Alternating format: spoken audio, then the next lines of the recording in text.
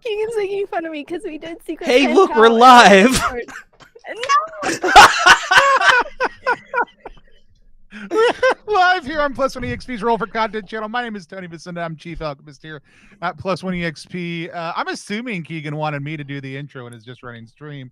But we're a weird little brand that multi-classes in tabletop game design, beard and skincare alchemy, and the Bardic College of Content Creation. Our hope and desire here at Plus One really is to help amazing designers find great players who love their games, and great players find amazing designers whose games they can love. That feels awkward to say, knowing that I designed the game we're playing tonight. Yeah. But I did talk about, like, this was the first game I ever designed. It's the Santa-cide squad. It is 1/3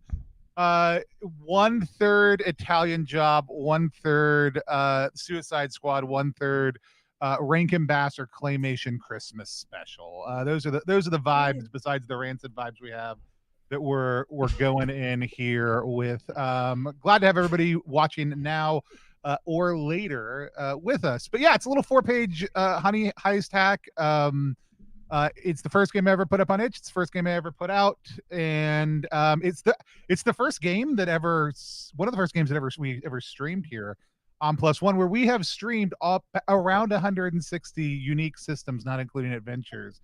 And over the course of the next year, our goal is to crush the storm, by which we mean catch Jeff Stormer with the number of unique systems. If you're a small designer who wants us to play your game in 2024, reach out. Let us know. We'd love to chat about supporting you and all the good work you do. Let's meet all the people we're playing with. Keegan, why don't you go first? Yeah, hi, I'm Keegan. I'm a coder of Plus One EXP. Hey, we're a weird little brand that multi-classes. I'm too tired to do this whole thing right now. It's a good bit though. Happy to be here. Sarah, how about you? Hi, I'm Sarah, and I'm here. That's all. That's all I got for today. Yeah, that's it. Great. Sarah, tell everybody why we are playing today, besides the fact that this besides the fact that this is a fun game and stuff. This is kind of a special moment for me.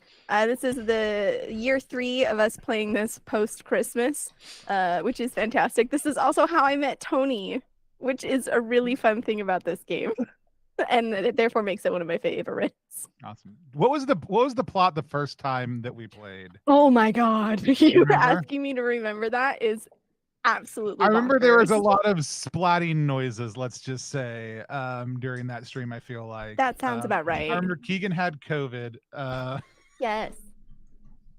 Keegan had COVID and betrayed me. But we played, and I was an elf. I think I've been an elf both times. But I was an elf for sure. And I don't think, was that the train robbery one? We did a train robbery one. That was a good one. I think it might have been. Yeah, cool. Awesome. Let's meet her. Who plays Chrissy. Why don't you tell people who you are? I love that you waited till Chrissy. Oh, never mind. Wrong person. I'm not looking at the screen. We're the same. Yeah. We're the same person. Same person. I'm Chrissy Kritz. I'm here to play. Yeah. Corn Dog. Hello, everyone. I'm Corndog McGraw. I'm here playing Buttons, the gingerbread person, and I'm here to kick some ass. Also, we've awakened something horrible in our Discord server right now that's bringing me much joy. If you're in there, keep it up. If you're not and you're here watching, or you're doing both, that's great also too. Let's talk about lines, veils, and safety tools. This is a PG-13-ish to R rated game. You can certainly play it on a PG setting if you wanted to, but only 1980s PG, not true modern PG. The vibes we kind of already touched on, but we are going to just kind of go through and establish lines, veils, talk about the tools we use here on the channel to keep everybody on the same page. So lines are things that might happen in the world, but they don't happen while we're playing the game. They're off limits. A strong line against sexual violence and sexual coercion on the channel, which are not themes this game typically touches on.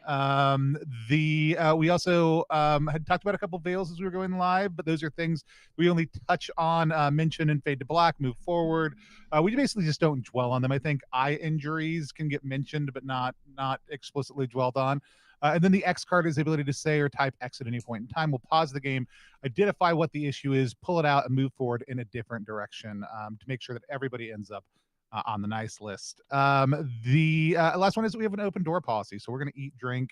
You may see us need to get up and move away, talk to somebody who's off screen. Those are all normal things that normal people do. We're going to do them because we want to take care of ourselves. While you're watching the stream, you should take care of yourself also. But are there any lines or veils that we didn't touch on that we want to add to our list? I think we're good. Nope. Trains. I think we talked about puke trains for a second. Oh, We did talk about puke trains. No puke trains are off limits. Only one person is allowed to puke. And On stream. Since Corn Dog is a sympathetic puker, it has to be them or just, nobody else can puke. That's the thing. And so Corn Dog only. And so Thank you. We will utilize our open door policy to make sure only one of us is puking on camera at a time. Last bit of puke talk, at least for right now. Whenever when I throw up, it takes days. Like, I'm the kind of person who will hold it in for days. I'm usually the last person in the house to get sick, so I'll take care of everybody else.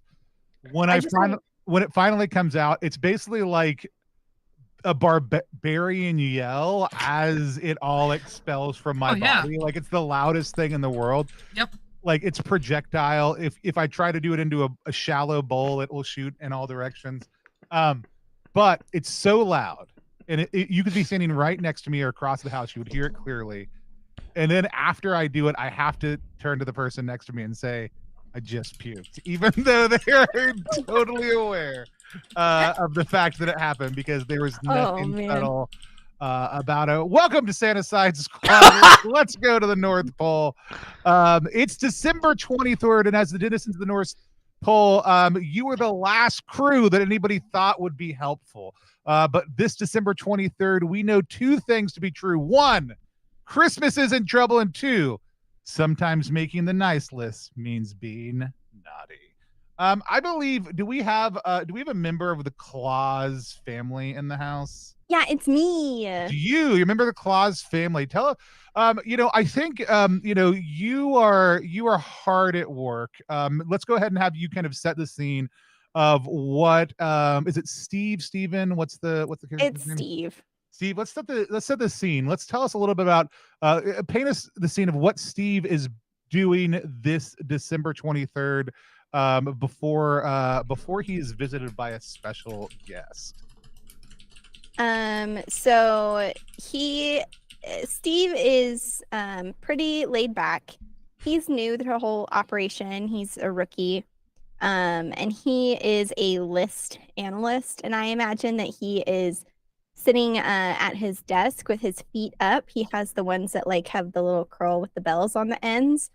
And he has his pencil tucked behind his ear because he ain't checking a list. That's not very chill. And he's kind of watching people come and go and expecting to just do his time here. Not well. He'll be here until he doesn't need to be here, and then he'll move on to other things. How did Steve get this job? Like, this is a for now job, not a forever That's a job. Nepo baby, if I've ever Yeah, I seen mean, like 100%. Which side of the Claus family did Steve come? Is this a Miss Claus relative, a Santa relative? So distant we don't really know relative. Yeah, it's the third option. It's really, really distant. Like, a favor was called in by a favor of a favor of a favor. Because Steve's just kind of doing his own thing, man. And nobody really gets it. So I think that this was someone's well-intentioned idea to give Steve another chance to make something of himself. And we'll see. I mean, maybe. Seems unlikely, but it's a Christmas miracle, maybe. Who knows? Awesome. So you've been chilling in your cube for a while. It is it's a pretty nice space, and all of a sudden, like, you can hear coming up the hallway the polite and deferential chatter that indicates to you that a higher ranked member of the Claus family, one of the ones that everybody probably knows about, is headed into the office. Does Steve react at all? Do they look cool? I mean, you haven't seen them yet. You're just hearing things right now. You Do haven't they heard a ho ho sound ho. So cool? this is Are there not, any this sounds is of not Santa. dubsteps? Is there any like womp womp womp? There is no whomping. There's you know, a light tinkling of bells, a high pitched laugh of pure delight that is, man, as much as you just want to be chill, like it warms your heart a little bit when you hear this peal of laughter, a feminine laughter kind of ring out across. Somebody probably just told a really horrible joke, and this member of the Claus family is just too polite not to laugh. But then all of a sudden you hear like a very solemn, "But I'm here on business. Where is young Stephen?" As the voice of Miss Claus drifts over the top of your cubicle, and you know that really the head of operations here at the North Pole is on their way to your cubicle looking for you. What do you do? I think Steve hears the voice, hears the laugh, and oh man, somebody must have told a really good joke. But I missed it. And he's so lost in thought trying to think of what the very good joke could have been, that he does not, again, feet up on the desk, pencil by in the air. You hear like a little knock on the side of your cubicle. Stephen dear, as Miss Claus pops along. It is like she's very chic. Like, I mean, you know, very, you know, bright crimson power suit. Like cuts a good figure in it. You know, little jaunty cap off to the side, little I don't know what it's called when you have like, it's not tulle, but whatever the net is that comes down over her eye. A little almost a little femme fatale vibe also to it, but very, very chic. Miss Claus like just says, Stephen dear, are you taking a power nap? Oh hi, what up? Dude, I was just over here noodling. Oh no, Steve died. Steve died. Oh, I can see, the best thing is we can see that Sarah is talking, but we can't hear what Sarah is saying. And so this is my favorite thing that happens to Sarah all the time. Sarah's getting a new computer soon. We're all very excited about it. So Sarah's messaging on Discord right now. Okay, I'm sorry. I'm back. I'm so sorry. I'm so Steve, sorry. Oh, Steve, dear, you seem to drift off there for a second in the middle of the conversation. Sorry, I was just thinking really big thoughts. It sometimes happens. Sweetie, have you and I don't, you know, it's fine. People do it. Have you checked yourself lately? Oh, I always check myself, because how else am I supposed to know if I'm wrecking myself? Am I right? Yeah, well, I'm in on the list because currently you are. And then she like pulls your laptop around, types in really quick, flips it back around, and you can see that some point over the course of the last couple of weeks, you have unfortunately drifted from the bottom 25% of the nice list right to the edge. And your name is in like bright toxic yellow, indicating that you are hovering on the edge of the naughty list, that you are in grave danger of finding yourself having crossed onto the wrong side of that list. Whoa, my name's in gold? That's sick as hell. Does this mean I win? You could think about it that way. Why don't you come with me, and she'll motion for you to follow her. Right, early lunch break. Hell yeah. I want to grab an Uncrustable that has definitely been stepped on out of the drawer of my desk, and I will follow her wherever she goes. She takes you to an elevator, and she then pulls out a key, like sticks it in, turns it, another bank of buttons like pops down, and she like scrolls her fingers all the way down to one that just has an X on it, and she pops that X button and she goes, you may want to hold on to something as this elevator just riotously drops. Like you feel your heart come up into your throat. She says, well, we've got a special group we need you to escort on a mission. It'll help keep you off the naughty list, and we'll put some permanent guarantees in place that'll let you make sure that well, you just don't have to worry about it in the future. We don't want a member of the family to end up on the list. And she all of a sudden drops. All of a sudden, the elevator levels out, and it dings, and you can hear the sound of clanking iron and slamming doors. And as you enter into the North Pole's prison, for lack of a better term, we are in the maximum security naughty zone.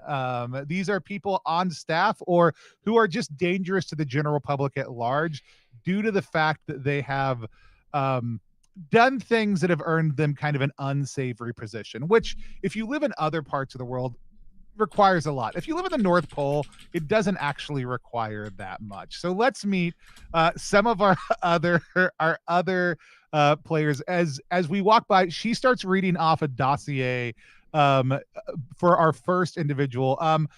Let's go with Chrissy. Chrissy, why don't you tell us who your character is and narrate a scene for us for how they ended up down here in the naughty zone of the North Pole.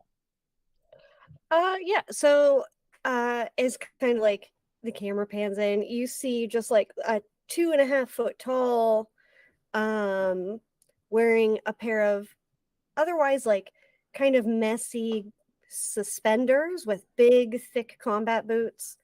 You see a couple of small horns coming out, attached to like one part of the suspenders or the overalls.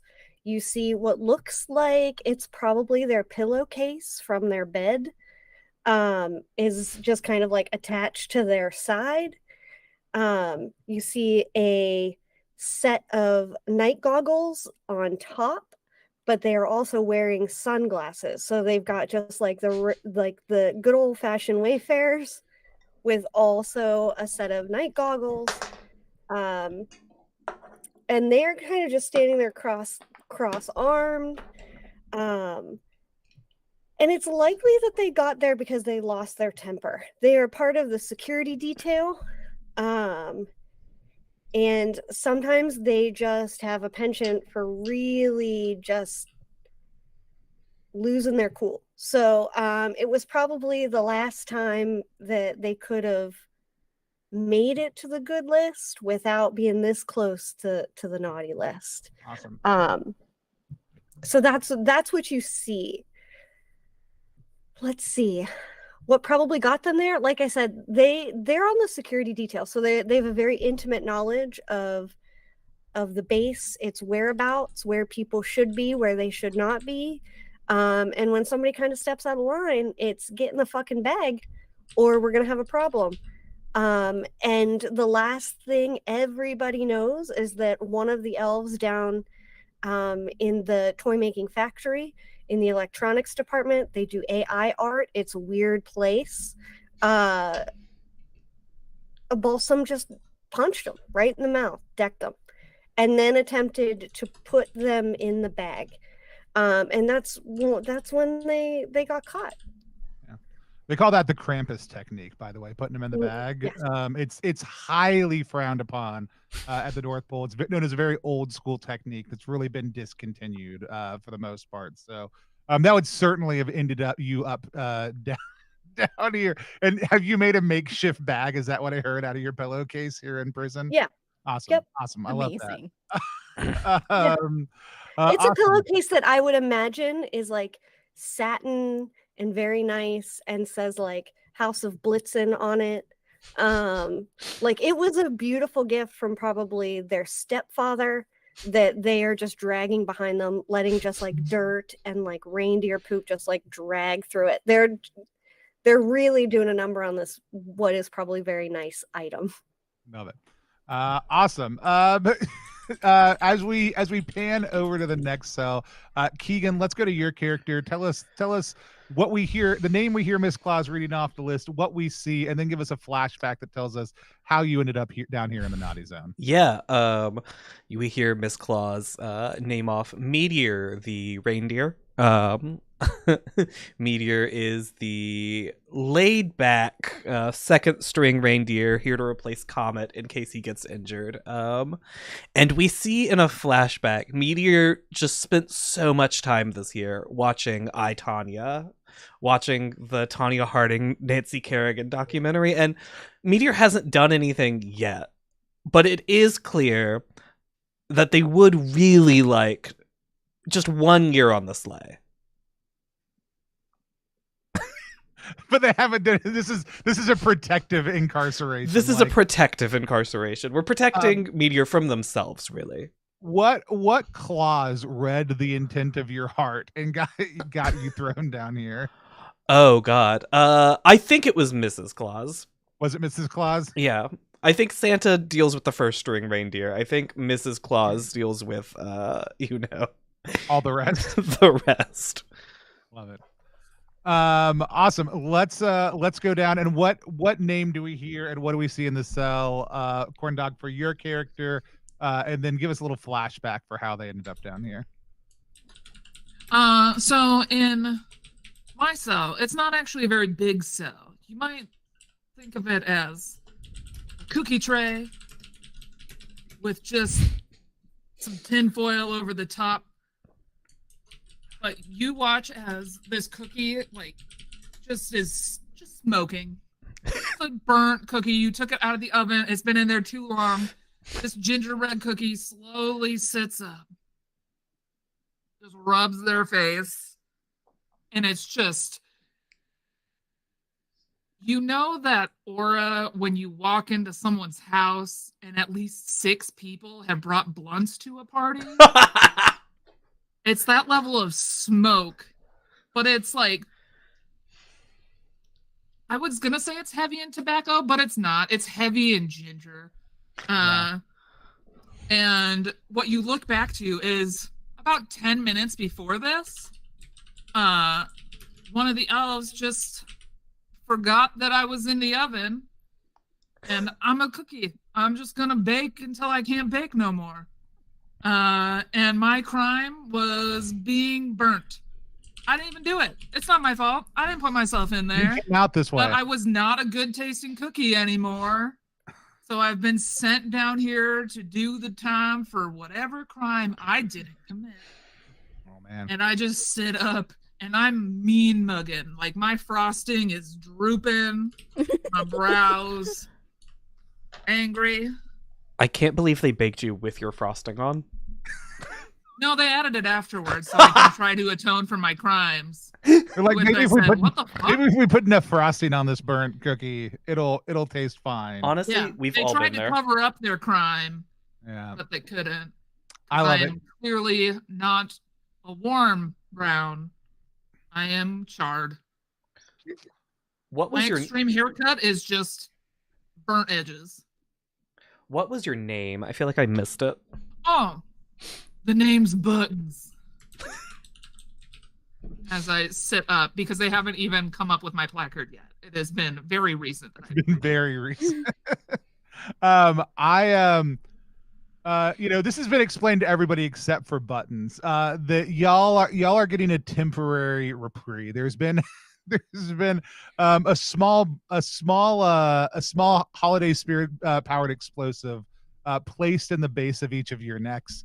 If you are willing to help save Christmas, you will not only get the explosive device removed, but you will be permanently removed from the naughty list. You will no longer be able to drop below 1 nice point, and will always be considered to be a member of the be on the nice list from here on out. If you do this one simple task to save Christmas, and so.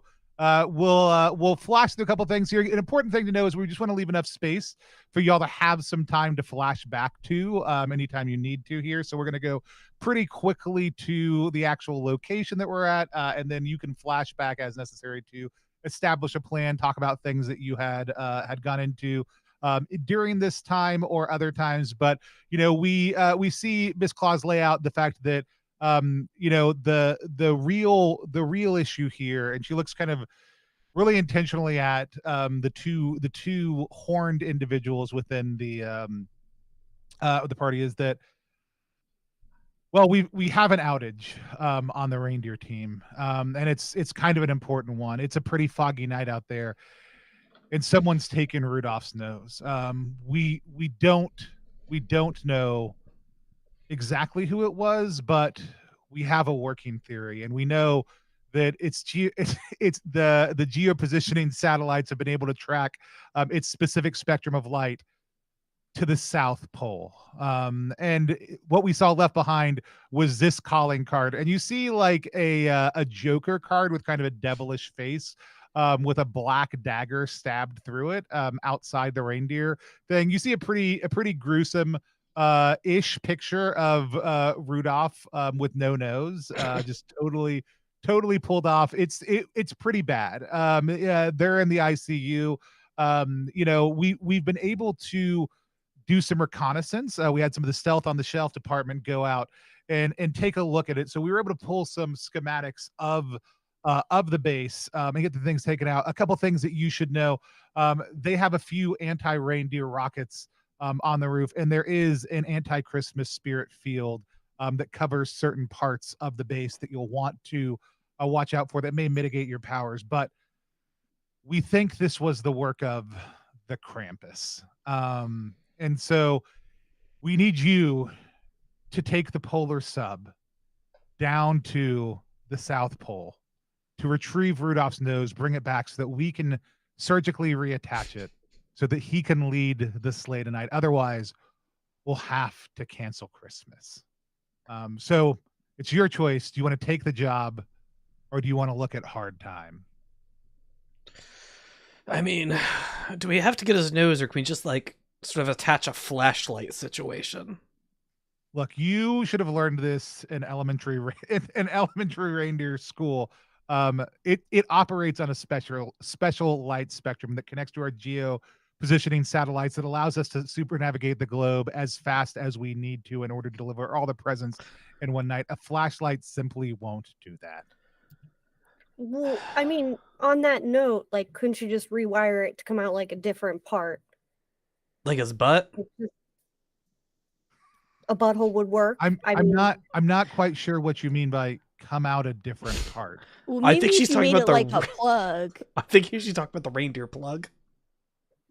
Yeah, like a reindeer plug. Like a reindeer plug. I'm not sure I know what you mean, dearie. But the reality is, no, we can't do those things, or we would do those things. If we had a technological solution, we would use a technological solution. Look, Rudolph's nose is a Christmas miracle. It is one of a kind. It is singular. There's no other nose like it, and without it, we won't be able to guide Santa's sleigh. And so, if you want small children to not get presents, that's fine. I'll take each of you back to your cave or to your cubicle.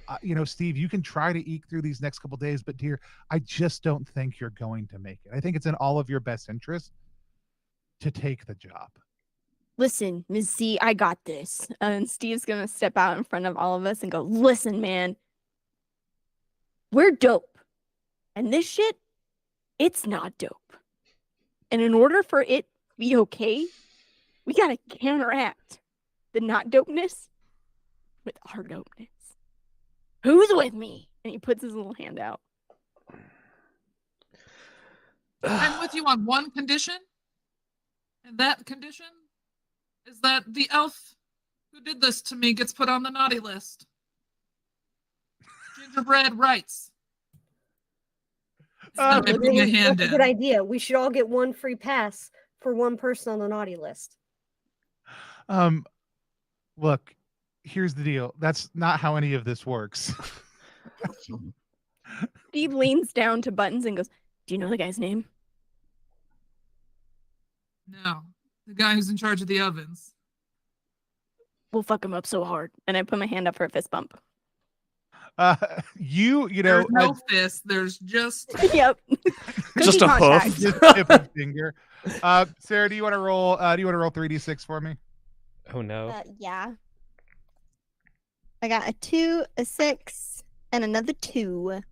Yeah, you know that Tingle Sugar Crinkle is 100% the name of the elf who's in charge of the ovens right around this time of year. This isn't the first batch of cookies that Tingle has burned.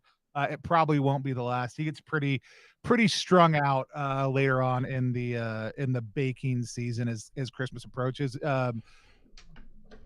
It's 100% his fault. And you know exactly how to get them knocked down the list a little bit if you need to. All right. Y'all are taken out and placed on the polar sub.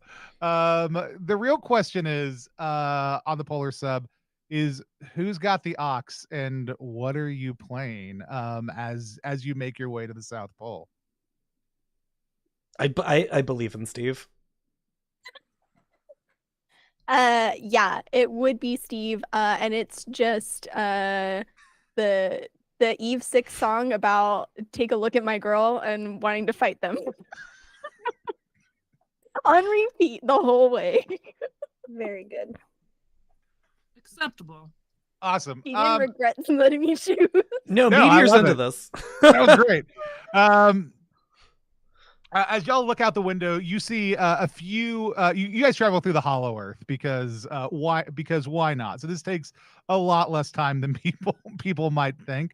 It's also powered by pure Christmas magic, so you get there as you need to get there. However, you each do have to listen to that song about 30 times. Until we get right before we get there, I will change it to the "This Is My Fight" song to get us amped. Oh no! Now I'm not happy we let you have the ox. That's the thing that changed it. I was fighting for hire by Creed. You pop. Oh hell yeah, we can do that. We can do that one. You pop up Oh, yeah, over. brother.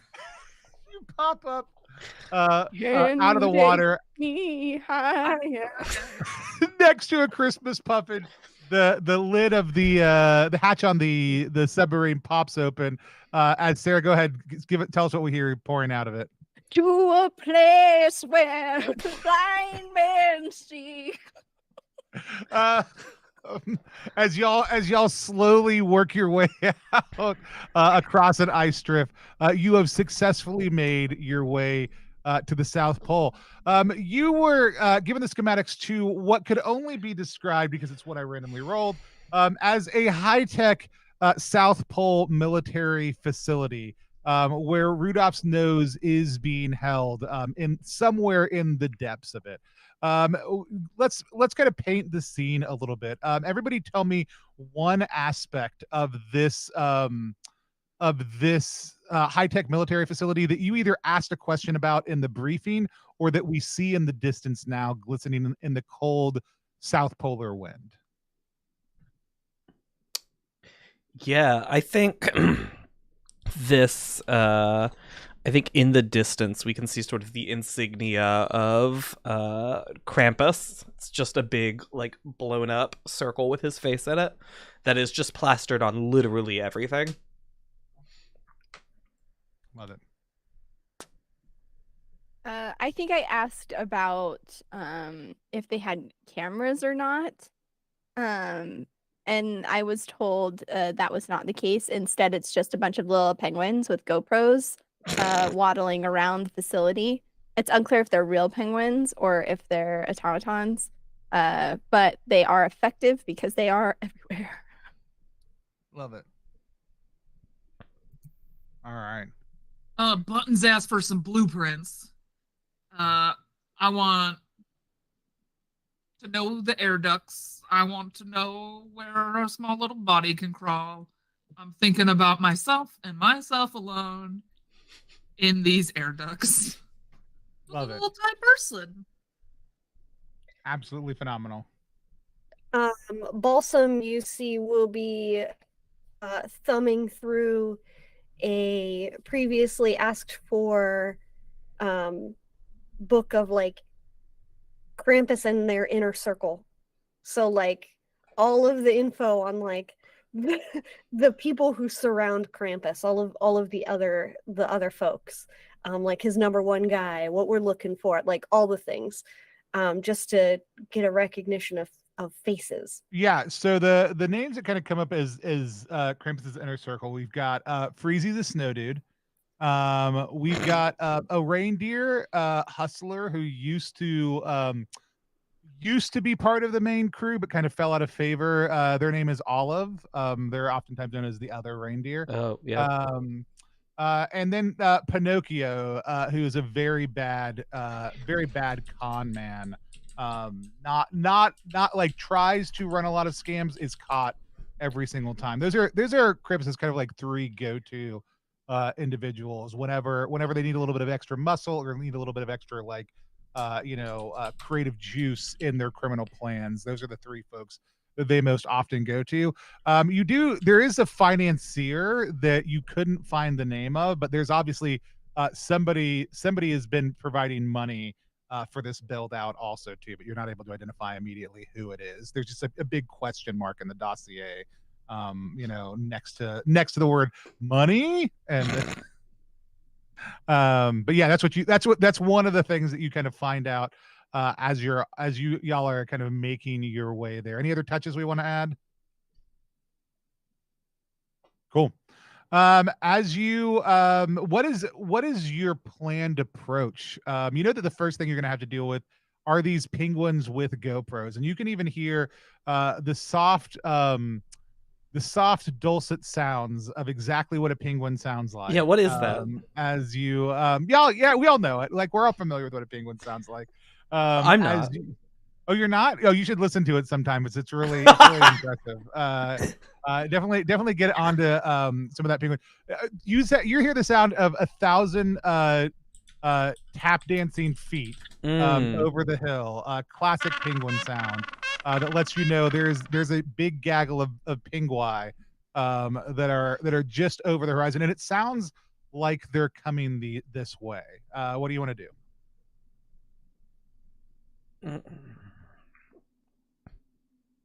I want to look at Balsam and how many penguins can you fit in your bag? You will see Balsam open the bag, look into the bag. I mean, if I fold them the right way, probably a good 10 to 15. Ooh, so that leaves like 30 to 40 left.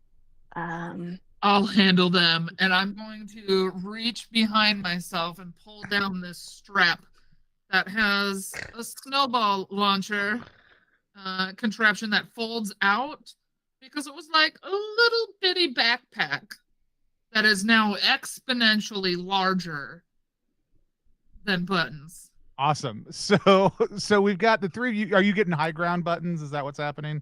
Yes. All right, so we see Buttons pull out this this thing, a little bitty thing, off of a little bitty backpack. It like like put it together, like cock it, and then like quickly make your way up the hill, which looks huge. And then we zoom out, and it's like 3 feet tall. But you're getting up there.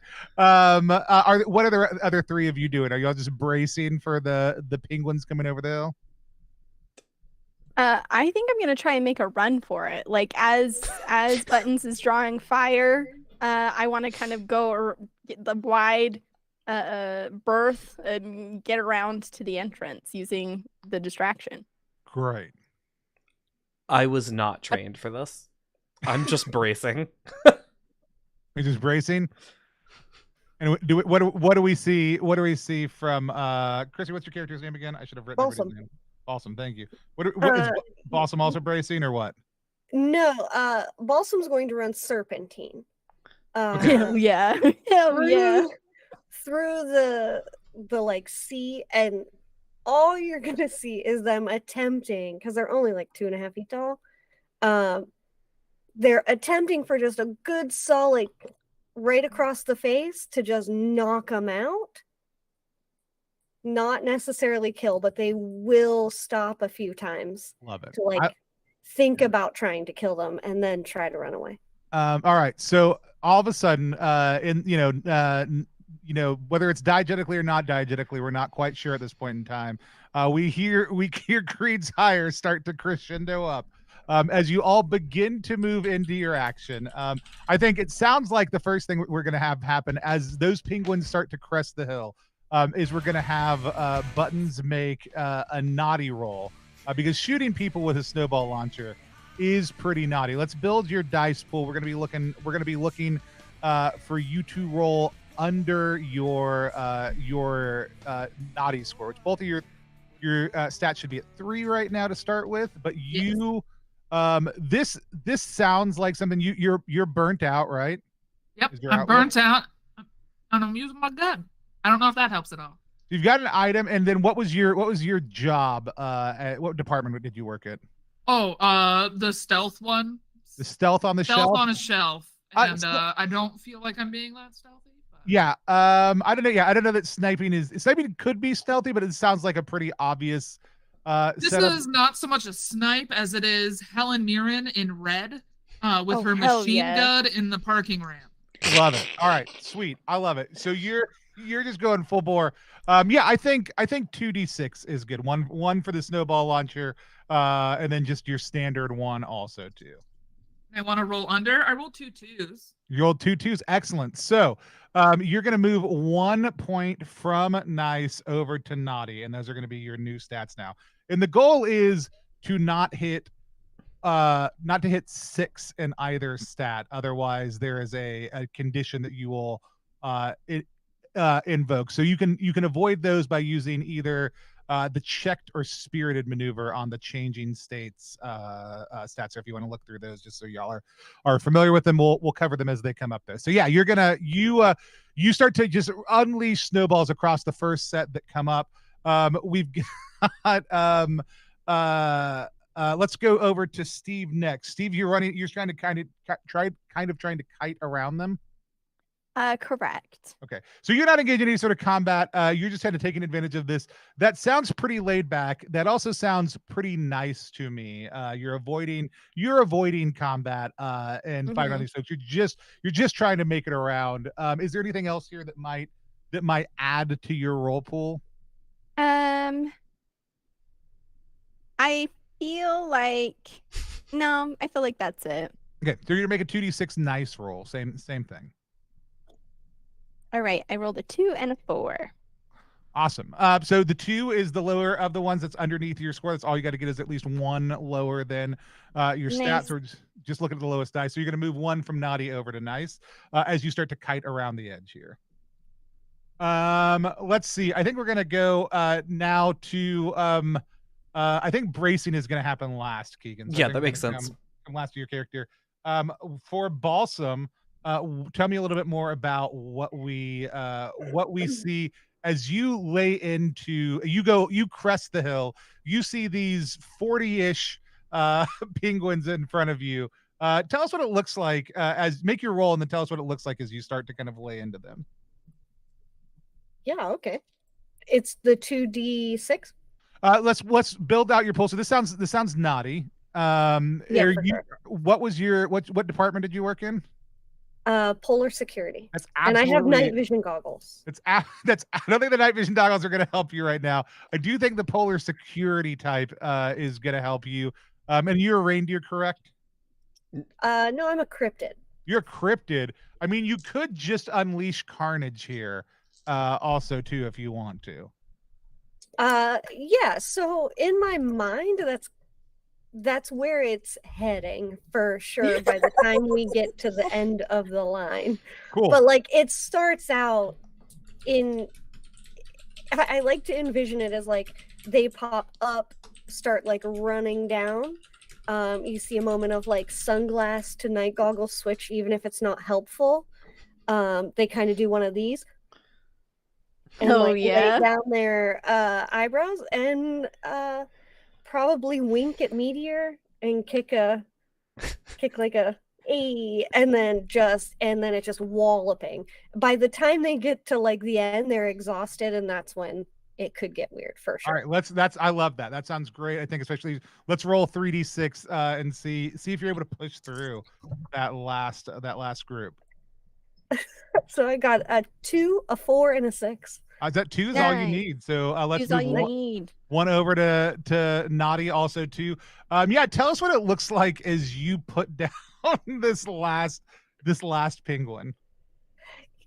Yeah, so as Balsam gets to the last one, it's like no longer running at like a good speed or like a good pace. It is now slogging through.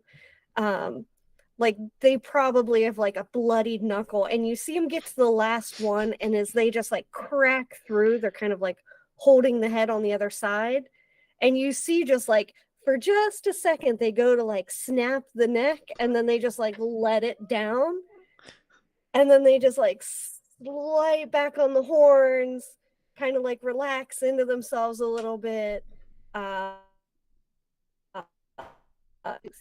and like in a pocket, spreading. like a little psychopath. There we go. Yeah, there's like you are you know, I think there's a second where we like, you know, as Keegan, what's your character's name one more time? Meteor. As Meteor looks up, having like just kind of hidden their like braced themselves, you know, there's a giant pile of snowballs has buried some of these penguins. You know, they've been able to see like feather or whatever penguins actually have. If it's not feathers, don't at me. The flyover, they've been able to hear the carnage from the other side as Meteor peeks up over the top. You know, they see you wiping the blood off on your face and horns. And man, for a sec, with your bag over your shoulder, superimposed right in front of that giant symbol of Krampus, there's this moment of duality that I don't know how it makes Meteor feel down inside, but not, it's not the joy of Christmas, whatever you're feeling right now, Meteor. Yeah, I think I see these penguins approach. I said I was bracing, but yeah. I think as they get closer and right before all this action happens, I just fully bury my head. And when the sound stops, I'm like, am I dead? Am I dead? Am I dead? And I just pull my head up, and then I get the superimposed. Yeah, you get that. Yeah, you kind of pop up out of your little snowbank of that's, you know, got dead bodies tossed to either side of it, and see this. They all of these penguins are wearing GoPros. They are 100%. This footage was taken in. They know at least one of you is here. You know, you think, you know, Buttons, you don't think you probably got caught on film. You know, Steve, you got out of the way pretty quickly and off to the side.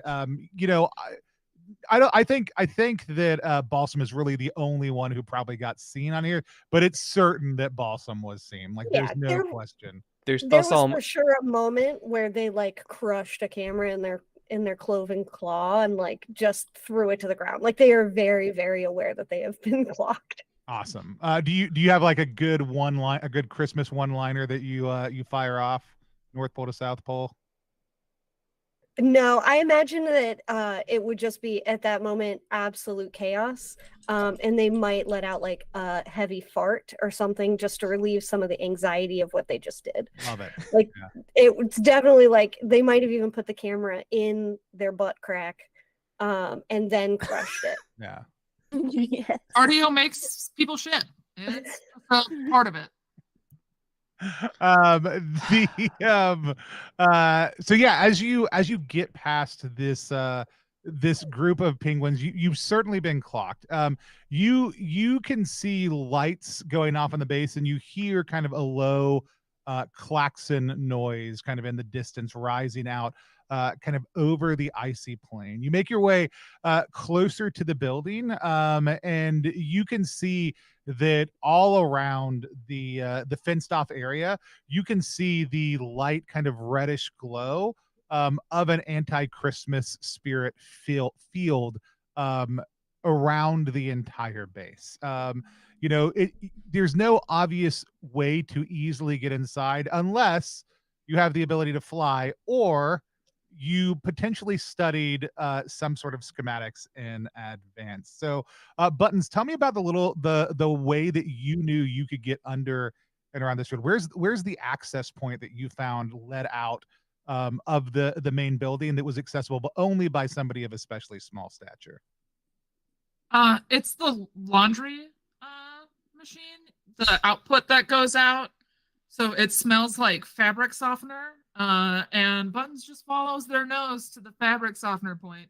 Yeah. And they're going to try to get through the laundry. Yeah, there's a little melted out snow. You can see kind of a pile of lint that's gathered, kind of freezing right off as the snow kind of is melted by the heat coming out of the industrial laundry machine. And it's pouring this lint out. There's this weird grayish mound that's built up around it. But sure enough, there's enough space for you to easily get in there and drop in. Is that what you're doing right now? I'm going to try to like wave my arms to get people to notice like where I am.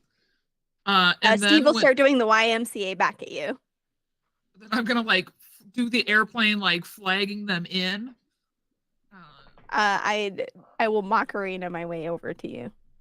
Hell yeah. Meteor's flossing, but I don't know what that looks like as a reindeer. Real good. Yeah. So everybody makes their way over. Yeah. Hi, everyone. This is where the front door is from our location, and I'm gonna use little candies in the snow to kind of map out. Each of these is about 100 feet. All right, or 33 meters. 100 feet of your feet or my feet? Because my feet, I think, are your bigger. feet logically. Okay, got it. Okay, cool. Just checking. Worlds will not see my standards. It's fine. So anyways, I just continue laying them out. A little burnt out. And this is the door. I'm gonna come to this door, but I'm gonna go through this way. So we gotta follow you. Inside, I'll open it from the inside, so that way we don't sound any alarms. Drones in the background as the alarm continues to go off. All right, so the alarms are on. I recommend hiding until I can get the door open. What if we just went through that hole with you? Listen, does anyone have any of Santa's chimney technology with them? Listen, I am way too swole to be fitting through that particular hole. Ayo. And I could put up my hand for a high five. I pat your shoe. Absolutely. It is a small hole. It will easily handle a small gingerbread creature. It will not take Swole Steve or even the smallest of reindeers are far too large for this hole. Listen, my crunchy little friend, I liked your idea of you unlocking the door for us to get inside. That is very cool. In the meantime, we just have to be cool outside. Do we think we can do that? Other people that are here?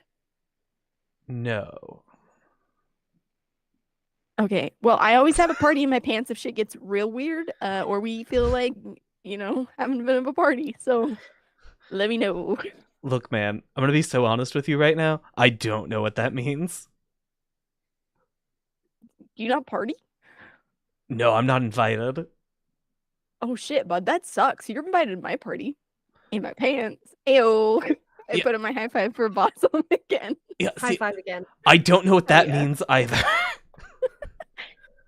Also, Meteor's not wearing pants, so it might be hard to relate. You're not supposed to point that out. You are wearing pants. It's so rude to point that out. You're not supposed to point that out. What do you think we should do? When I look up, what do you think I've got? The best part of this is extensive conversation about do reindeer wear pants in chat leading up to this stream. Yeah, to be clear, Meteor has a shirt on, but not pants. Okay. Very good. Oh, he's just Pooh Bear. Pooh Baron. Yeah. Oh, yeah. Steve does want to look at Blossom and ask, like, what do you think, little dude? What tickles your fancy? I mean, I'm indifferent to whether or not reindeer wear pants. Yeah, they go. So if that's the discussion we're having currently, I think that it's totally up to them to choose. As someone who deeply cares about social issues, I think that we can probably talk about that later. But I mostly meant the situation that we have here with the getting of the insideness. Oh, right. Yeah. Come on, Well, get up, get down with the insideness. I can get up, get down with the insideness. I think Wow. really, I think really, I think we're just gonna have to send, Buttons in, and you will look down to the schematic that Button had thoughtfully created, and all of the candy is gone. There is an eerily sticky ring around Balsam's face. You now have no clue where anything was in the building. So we could send them in. We'll hide out here. We can hide over there. And they're going to point to what looks like an igloo where all of the penguins came out of. We're going to disguise ourselves as penguins. I got it. I love it. Yeah, so the three of y'all chill out.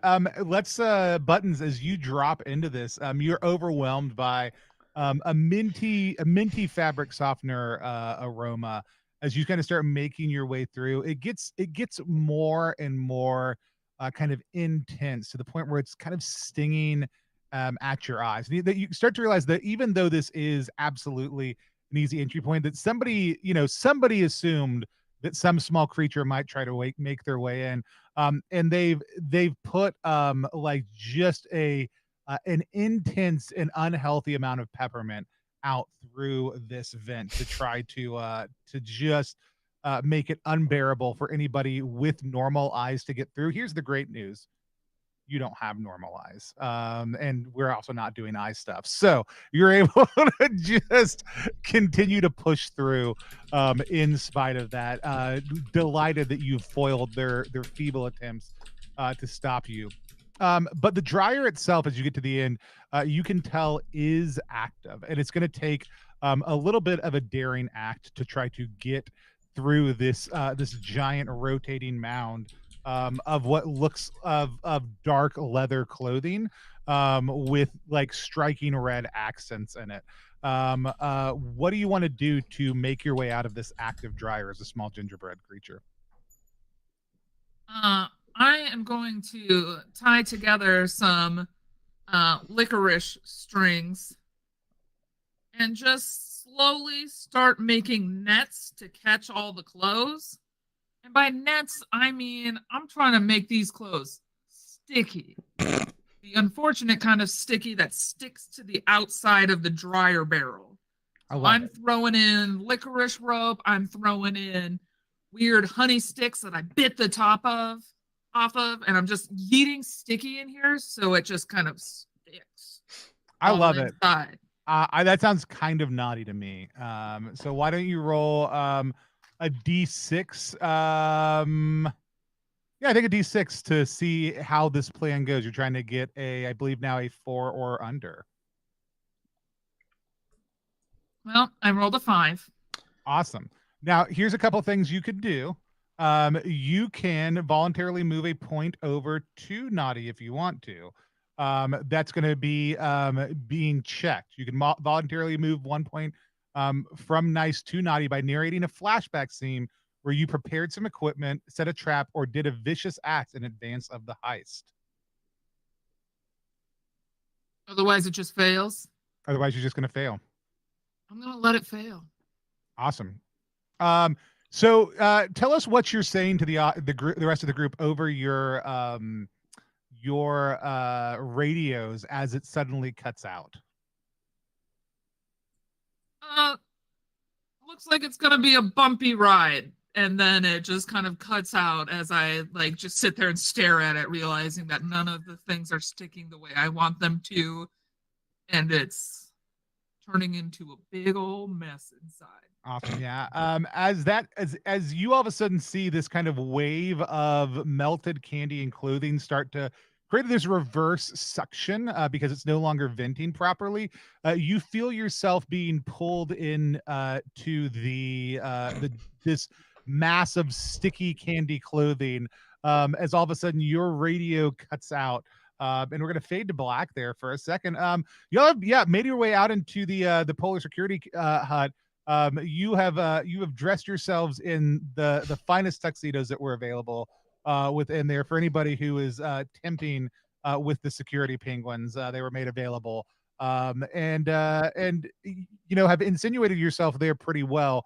There's a little shortwave radio piece that seems to be going back to the high tech facility, along with a couple other just security devices that show you the perimeter. You can see kind of where your point of egress was as you came, or ingress was as you came onto the island. You can see them noting that they're reporting en masse to stop the invaders, and you can tell that this is a well-used, well-worn penguin igloo. As all of a sudden, Button's radio cuts out. What do y'all want to do?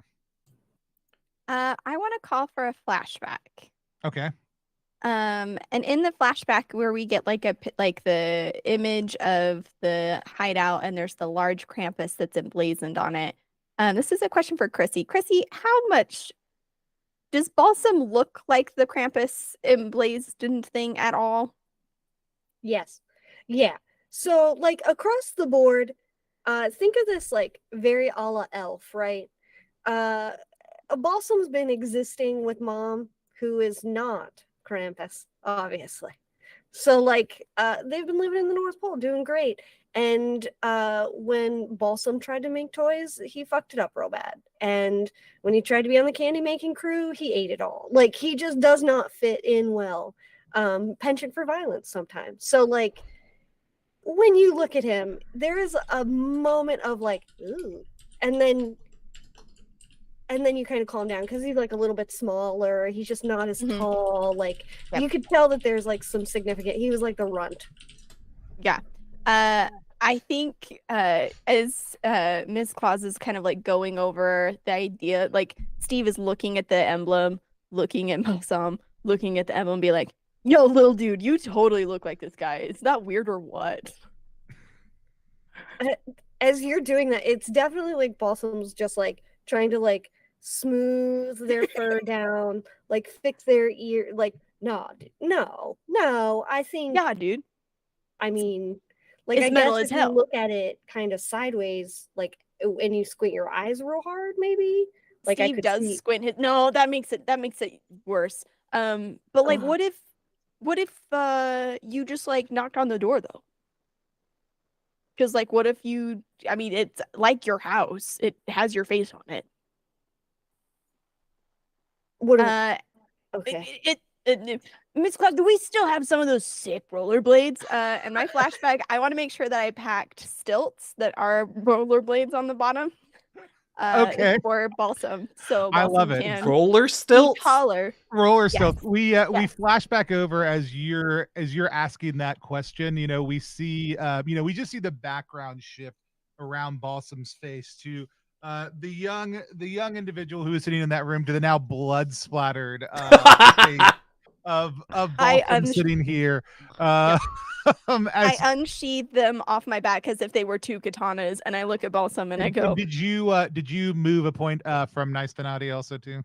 I will do so right now, and I'm gonna say the time is now, little dude. Don't worry, I will back you up with the party in my pants. Again, what does that mean? I mean, it's pretty obvious.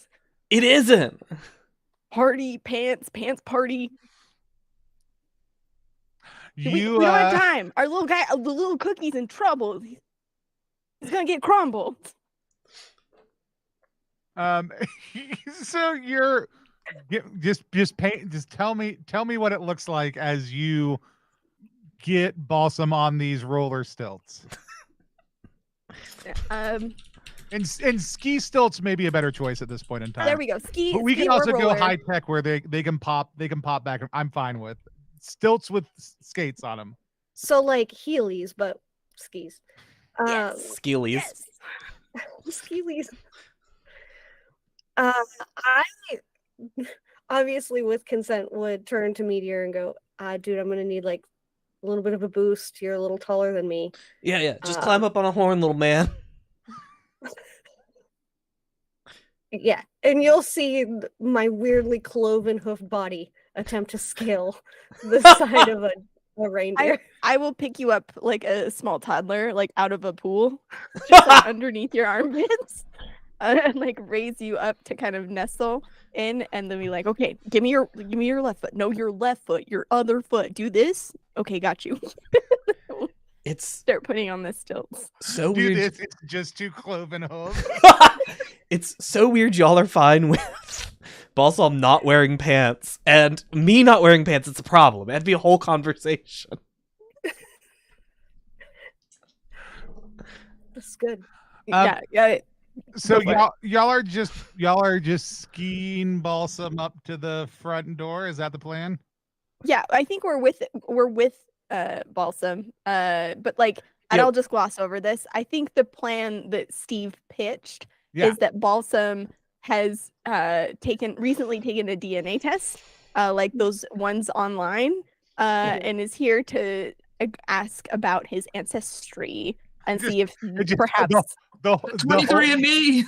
each poll just lit up from the DNA. It's just north and Yeah. south pole. It's unclear. It's unclear what's happening.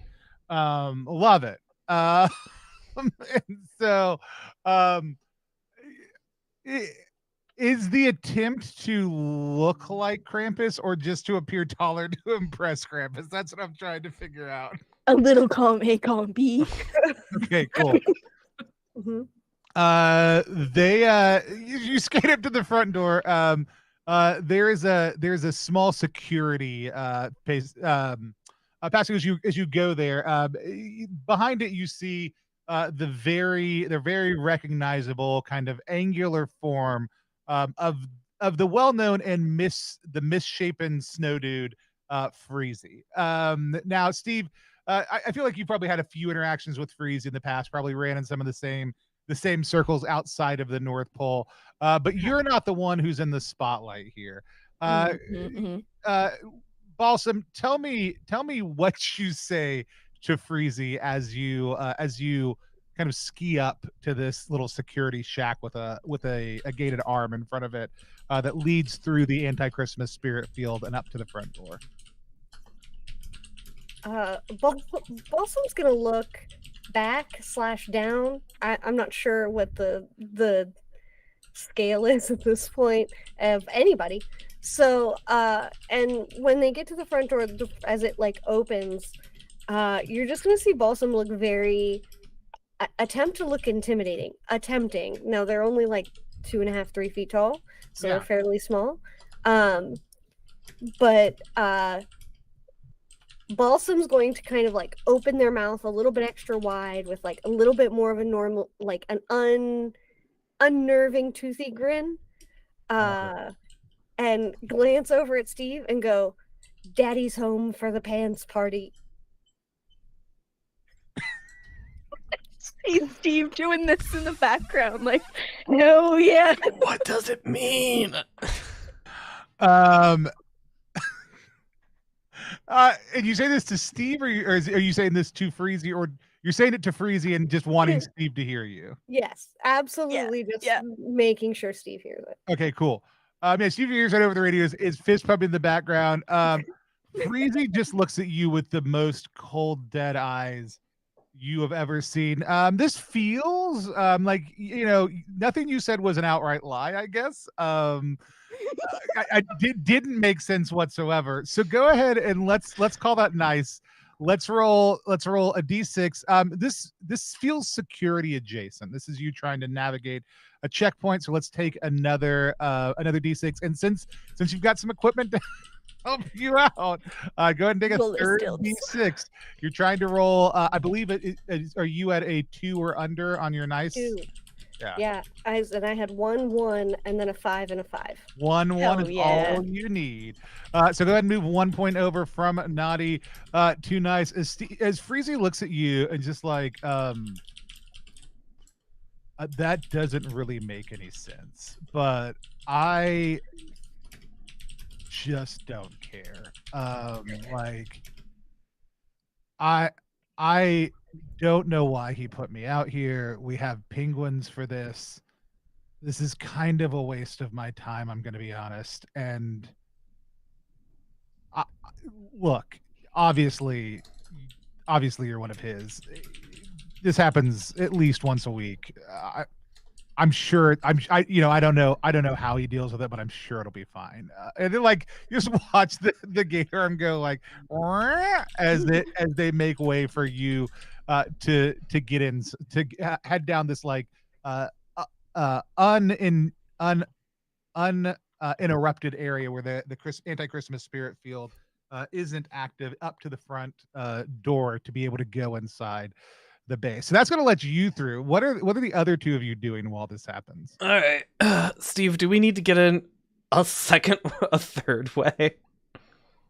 No, I think our little dude hooked us up so right, my guy. I can't wait to give that motherfucker the best high five. And Steve is just gonna stroll up very confidently, like, come on, man. We got this. We got this. We got this in the bag. In the little dude's bag. Oh my gosh, he's a genius. I'm gonna watch you go first, and then I'll follow so we don't seem like we all came together. Yeah, and like as we're walking up, you will definitely hear Balsam say, yeah, like those are my two pants sluts. Party slut. The pants. I'm a party. slut for pants. He will just yell, arms up, as he like comes up just super excited. What does it mean?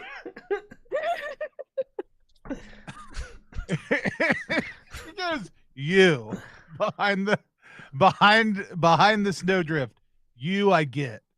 You, Steve, you owe me from the last time. Oh my gosh, is that Freezy the snow dude? My guy, what's happening? I go to do our secret handshake. What does your secret handshake with Freezy the snow dude look like? And is it a secret to Freezy? It's not a secret to Freezy, but we probably made it when Freezy was out of their mind, drunk at a different party. And it is where if he's got the little stick arms, I like do a couple of shakes. I take them out. I switch them around. And then we chest bump. Freezy looks down at his now switched arms that like you all of a sudden tell are back in the right position because it's been a while since you've done. That's what happened. Yeah, I think that is what you owed me. Yeah, I guess what is this pants thing? Like, I don't even know, man. Like, listen, just hang tight. I'm gonna go in. We'll set up. Pretty sure, like, you're on the list. You work here. You're gonna be on the list. I know things about lists. You got any ginger? You got any ginger on you? You know what?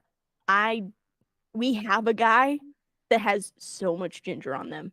Like, I can't even express to you. I think they got here earlier. I bet they're already inside. In fact, I should hurry and go check and make sure that they have brought the supply.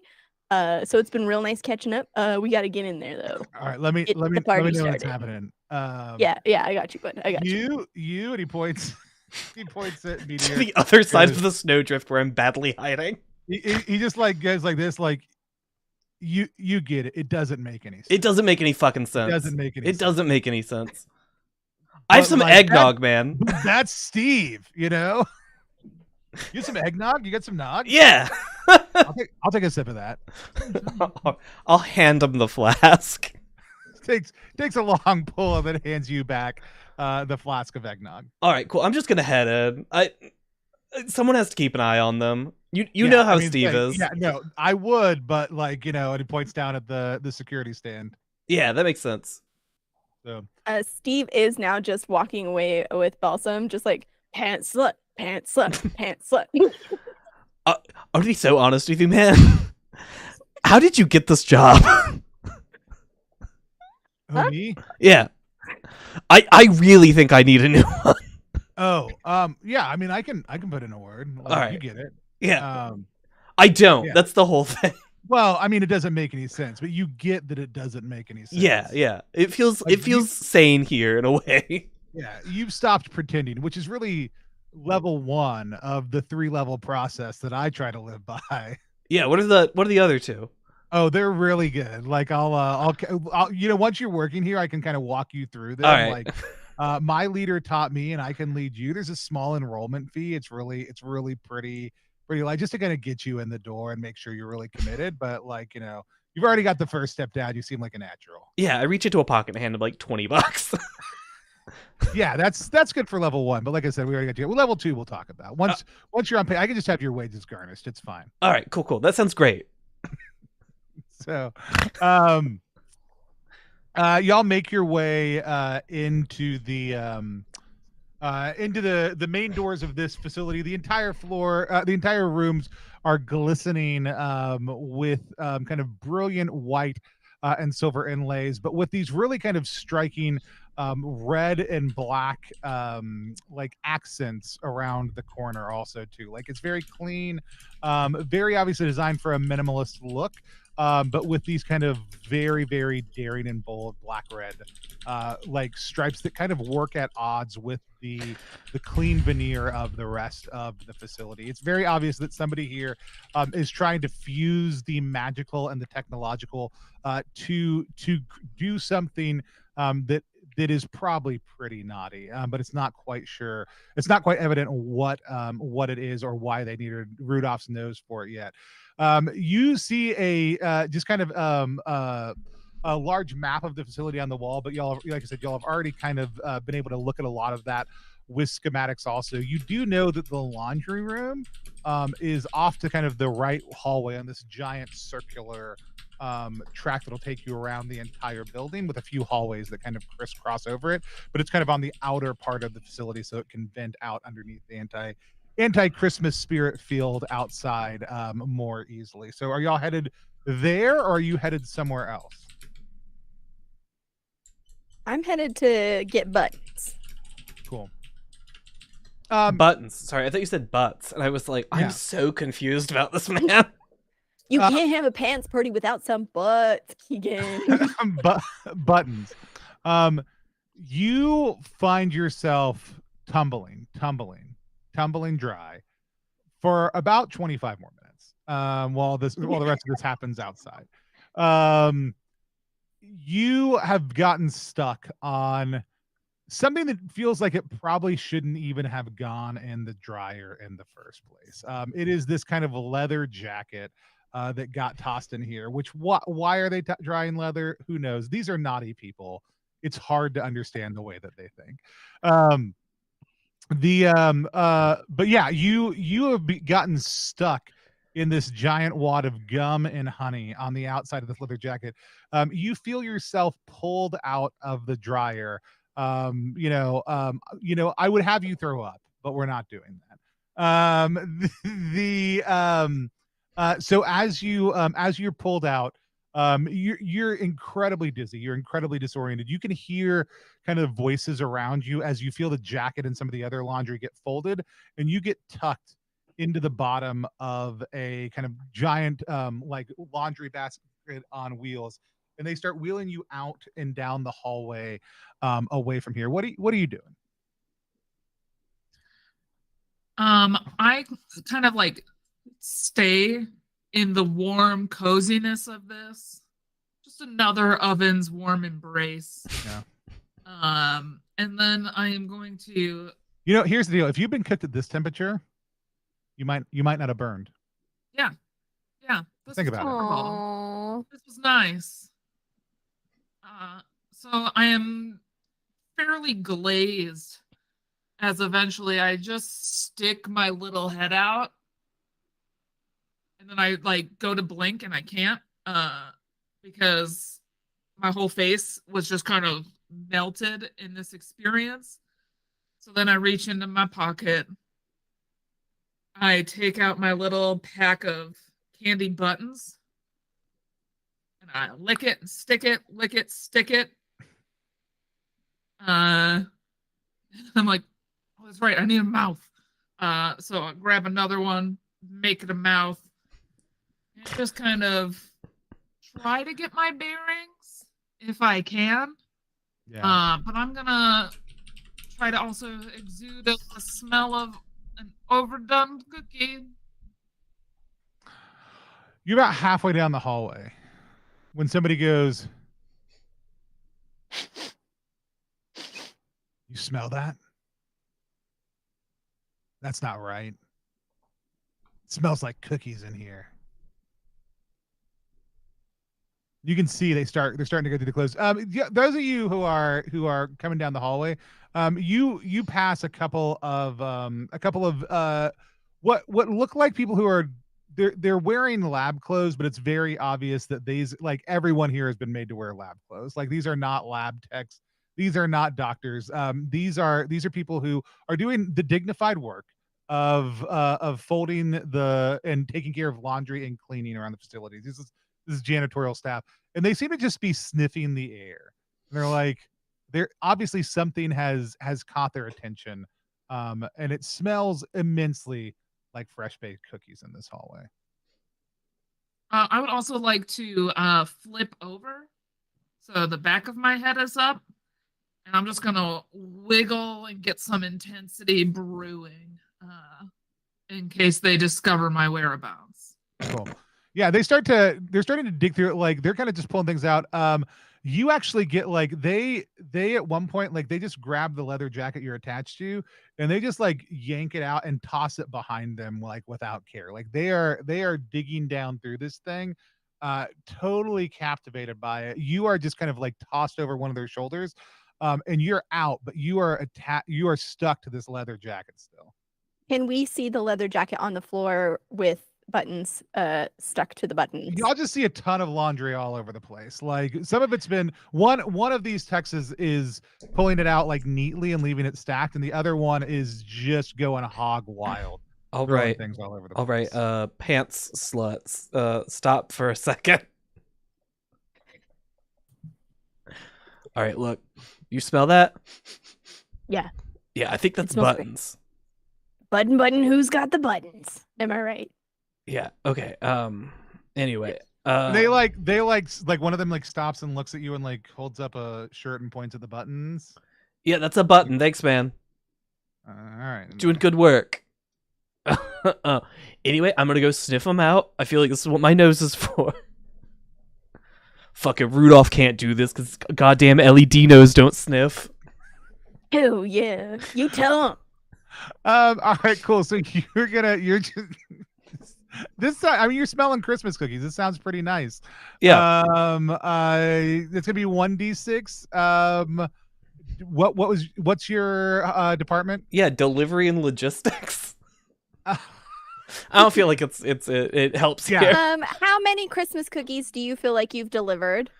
Famously, I was a B-string reindeer, so none. But Rip. I can say that Balsam will pause their Microsoft Zoom that was still playing Creed, or, you know, like, whatever the little, and they will put on, like, Bohemian Rhapsody just to, you know, give Meteor a little bit more. Love it. I don't know if it gives me an extra dice, but it does help me, Keegan. Good. Yeah, so just, I think a d6 here is where we're at. Yeah, I rolled a 6. Oh no. Yeah, you kind of, Printer, you're smelling, and, like, the real problem is when you try to get into the laundry cart, and the one guy's like, yeah, get in there, and the other person is like, absolutely do not get in there. Like, can I help you? What are you doing? I'm sorry, here? man. I'm looking. I'm gonna get my whole fucking head in the laundry cart. It goes from I'm sniffing out my friend very quickly to I'm gonna get as many pairs of underwear on my horns as I can at once. Roll a d6 for me. Hey, that's another 6. You got 6 Oh my pairs God. of underwear. Hell on your yeah. Oh, I'm horn. sorry, man. I got these fucking. They're fucking stuck on my fucking. What about one of the pairs of underwear suggests to you that it belongs to a member of the Claus family? Oh no. All right. Well, Krampus doesn't wear pants, so they can't be his. The thing that suggests they're from the Claus family, though, is I think inside the waistband, someone has written in Sharpie SC. which is famously everyone in Santa's family, same initials. Steve Claus, Santa Claus, Sally Claus, Santa Mrs. Claus, Mrs. Claus, Mrs. Claus.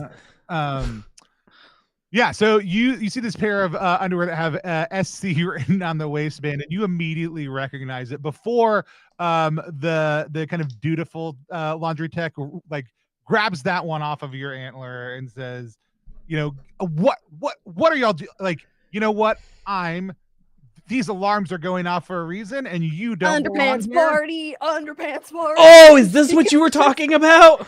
Steve is just gonna come like running and start like dancing as Meteor's kind of moving the thing around to try and distract them, but also yeah, man, this is an underpants party. Did you not hear about this? This is circus. Oh yeah. The second Steve starts doing that, Buttons is slowly gonna like peel themselves off the jacket, but only their hips and butt, so they can start twerking. Yes. Underpants party. I would like Face to imagine down, ass up. We see this little jacket kind of starting to move around on the floor.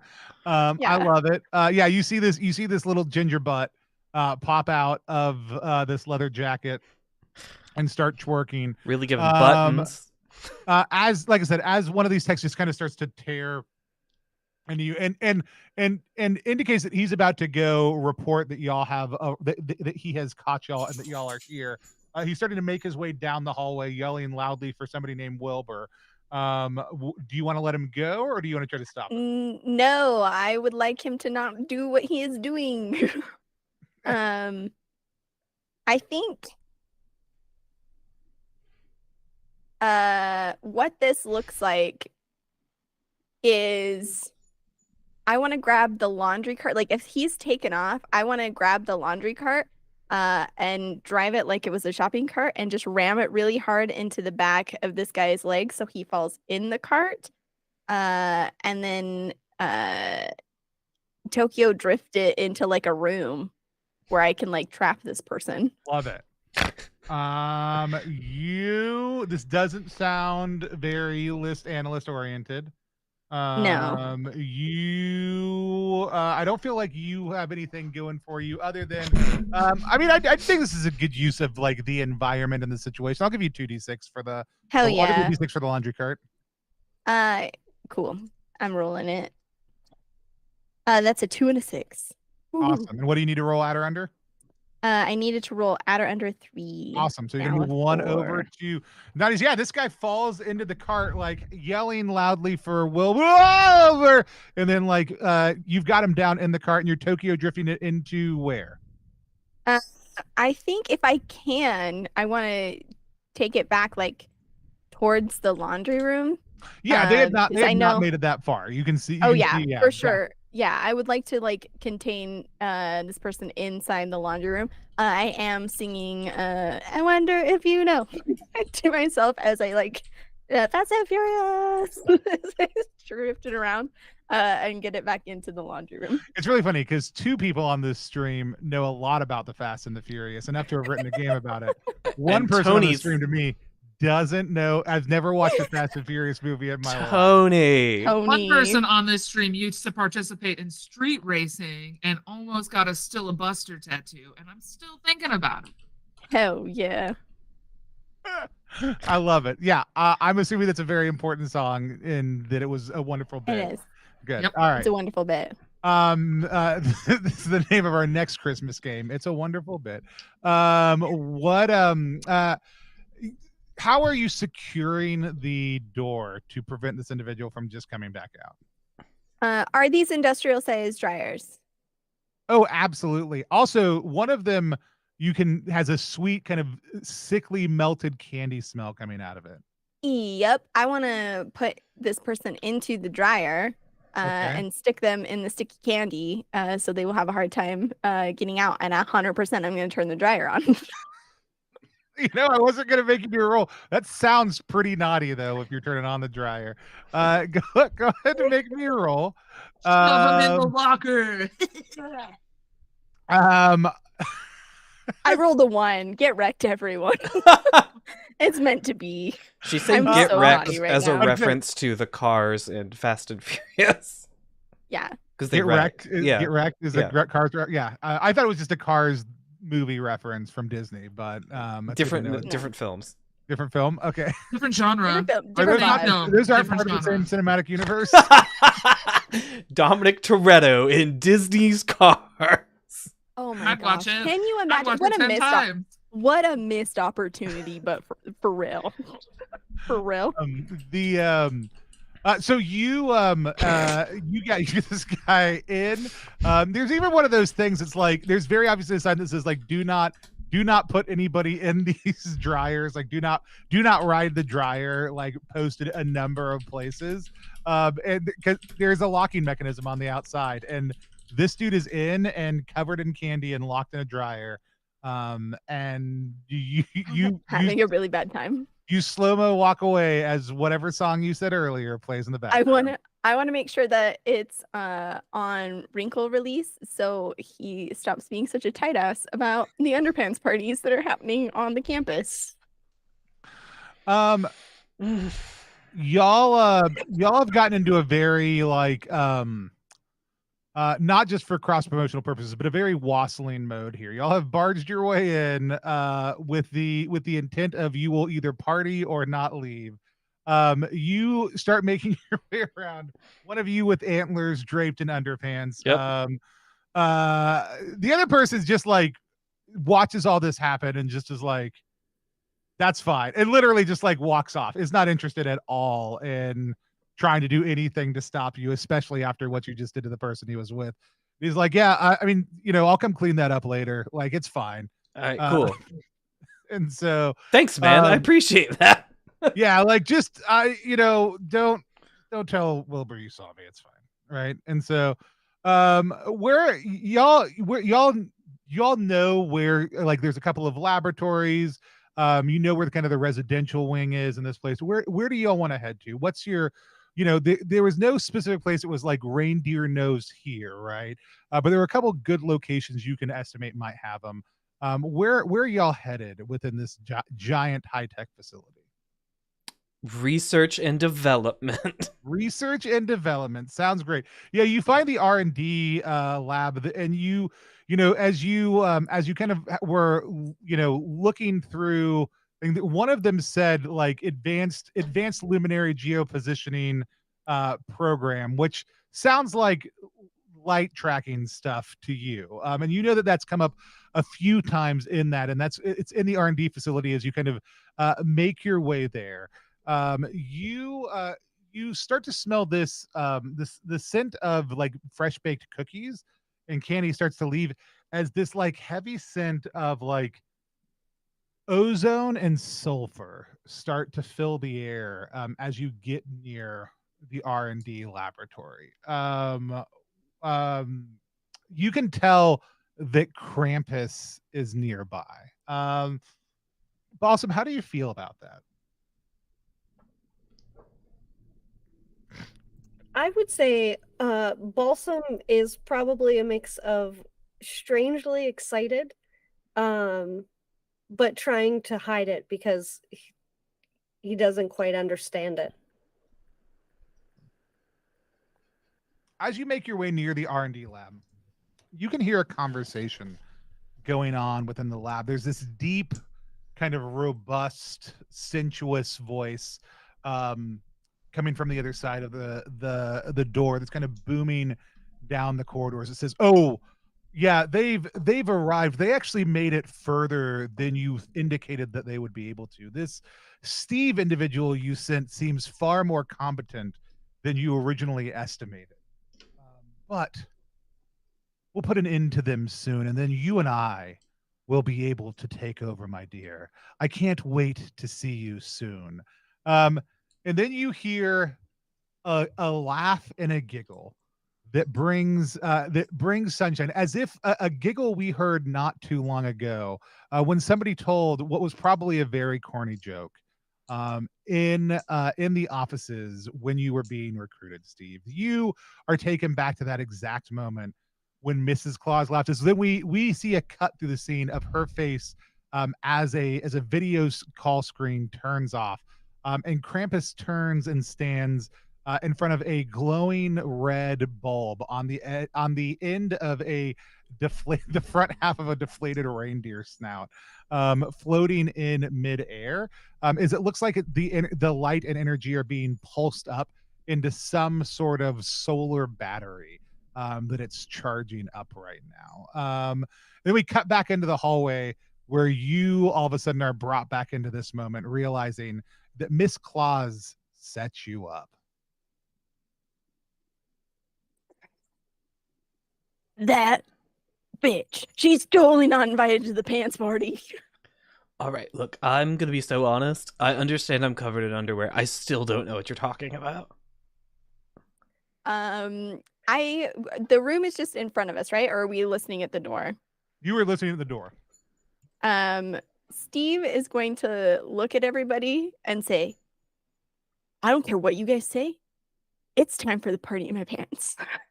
I'm gonna open the door, and as I do, I'm gonna reach into my pants, which I should probably mention. These are absolutely like the Jinko jeans with like the big deep pockets. But are they Santa Jinko jeans at least? 100% they are.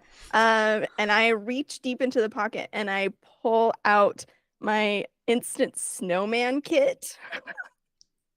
And I'm going to, as I walk into the door, I'm gonna. What are you doing in here? I'm gonna throw it down on the ground so it like bursts and like the cloudy, misty snow like erupts in this like beautiful iridescent glitter, and a snowman just kind of takes place. And for a second, it has the beautiful silhouette of like kind of backlit for everybody to see of the Burl Ives snowman from Rudolph the Red-Nosed Reindeer.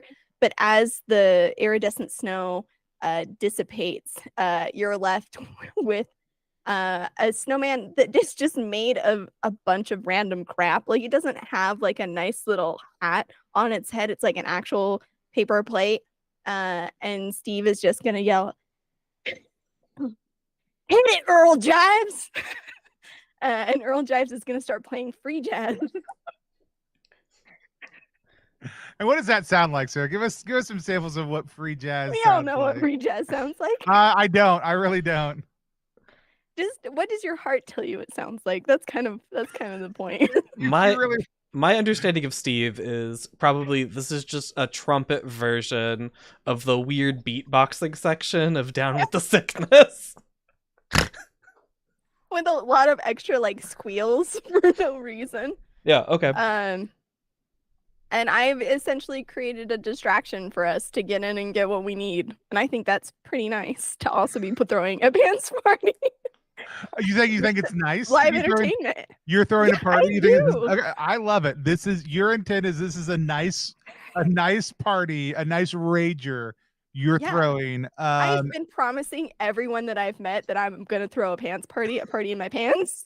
To be fair, nice this party's now out of your pants. Correct.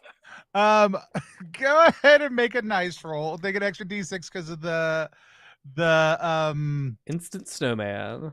This instant snowman. I don't know that there's any. I mean, I like, you know what? I'll give you one. Pretty laid back. I'll give you one for your outlook. This is really laid back. Go ahead and roll 3d6. Okay, this is gonna be rough because I need a 1. I got it. Holy shit! 2 5s and 1. I got so sweaty just then. I was really looking forward to having you having to engage in a moment of Christmas cheer. And so yeah.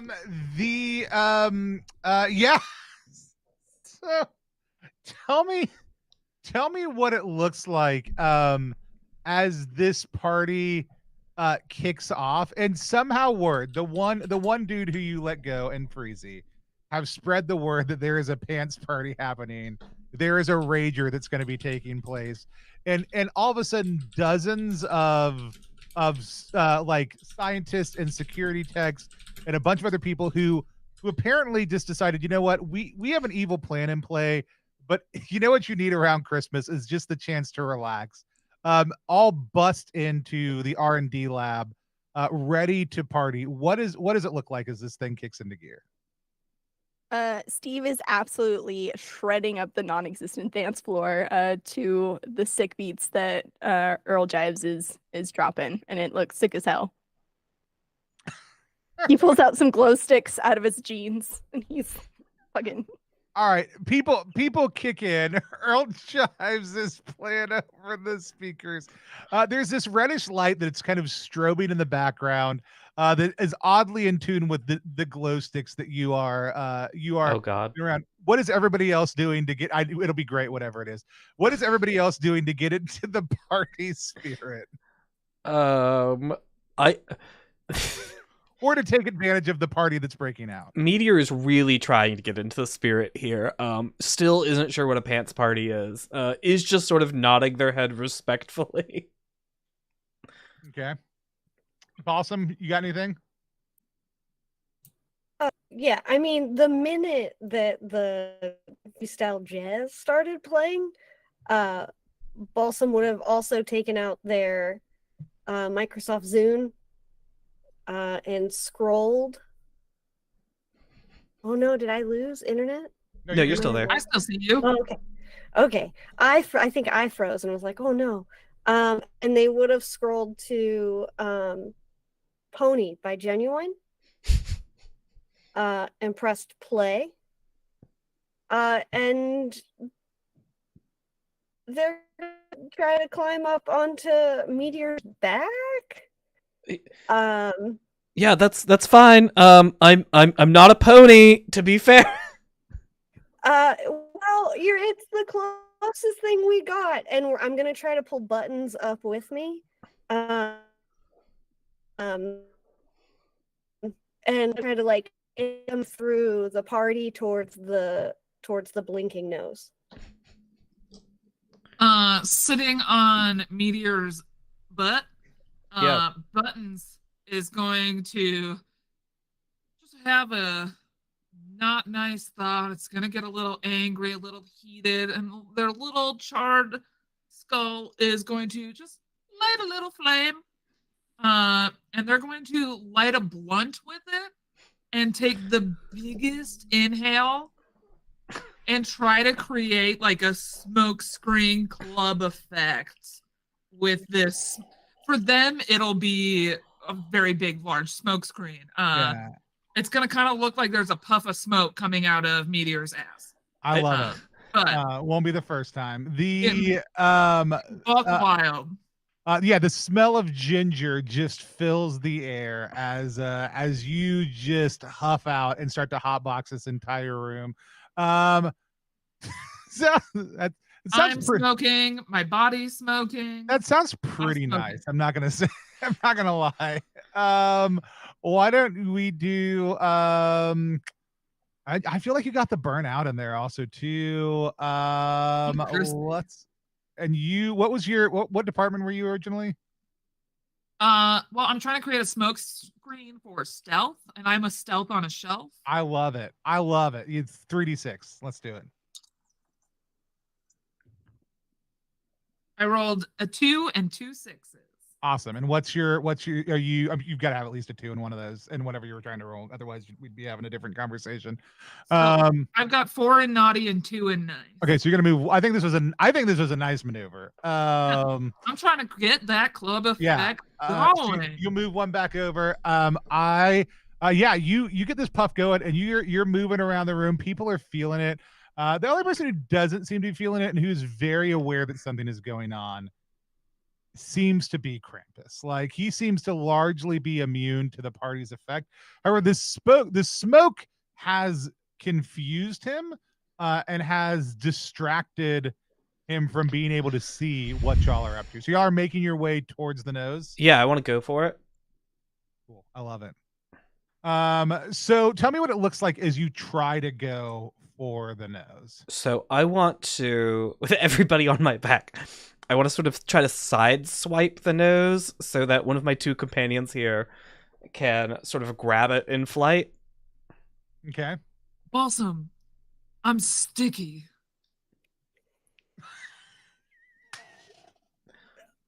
You should have told me that before you climbed on my back.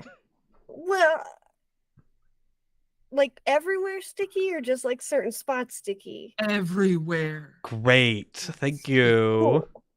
All right. So you do the grabbing because it'll maybe just stick Can to you help me reach? Drive by you with a sticky gingerbread man on one hand. Just on one cloven hoof, there is a sticky gingerbread cookie. This is such a strategy. I'm missing a tuft of hair on my ass. Yeah. Yeah. All right, so we've got. Can it make it look like Buttons is wearing like a little fur kilt? Absolutely, we've got. Yeah. We've got. But it's only on my butt. Buttons on the end of Balsam's hove on Meteor's back. Meteor's side swiping it. Let's see. We're gonna use Button's score. Yeah. I just want each of you to roll a d6. Yeah, that seems fair. 1d6 each. Cool. I got a 2. Hell yeah. A 1, 1's great because I do feel like this. I feel like this is naughty. I feel like we're even though you are retrieving. I think my default is this is deception and this is theft. Yeah. Even if it's theft of a thefted item, you're taking it. You're taking it back. But you grab it. You snag that thing. There's a moment where like your arm reaches out for it, right? And all of a sudden, like we see your arm like twist and go past it, and we're like, oh no, for a second in slow motion. And then it bumps into your head, and your head is just so sticky that we just goes and like just attaches to that. And so you have the front half of Rudolph's face stuck to your head. Steve is just tearing it up on the dance floor still. And with a 1, Krampus sees all of a sudden like everything goes. And Steve, this is a really important moment, right? Because as you know, the lights all of a sudden just drop in the room, right? And so the question, like everybody pauses for a second, like, did the power go out? What's happening? Or is this just about to drop? And is this party gonna hit even harder? Steve, this is your moment. You're gonna guide this action. What happens next and what direction are we headed? Listen, I know that my homies still need to get out of here. Because we've got the stuff. But and Steve can take care of himself. As the lights like dim down and there's that blue, you'll hear a crack of a glow stick and it'll be Steve standing alone in the dance floor and he's gonna point at Krampus and he's gonna say, I challenge you. Do a dance off. Oh my gosh. And then the Idris Elba dance off intro from Macklemore's song Dance Off starts playing in the background. And how does that go? Do I look like Idris Elba? I'm not doing that to the internet. People at home. Dance Off by Macklemore. It'll be at my wedding. It's important. It's important. Invest. Hashtag not sponsored. Let's roll some dice to see how Krampus responds to this. This is a real devil went down to Georgia energy. I also want I also want to use my move. What is it? Read hearts. Oh. On Krampus. Oh. As I throw down the gauntlet. Okay, cool. Let's build the dice pool. Let's see how the things go. I'll tell you a little bit of a sort of heart, but I want to use this to kind of guide where things are headed. Certainly laid back where you're reading his heart as part of this, so you're gonna get another d6. Oh yeah, I am. So we got 3d6 going. Let's roll it. Is it nice or is it naughty? Yeah, this feels nice still to me.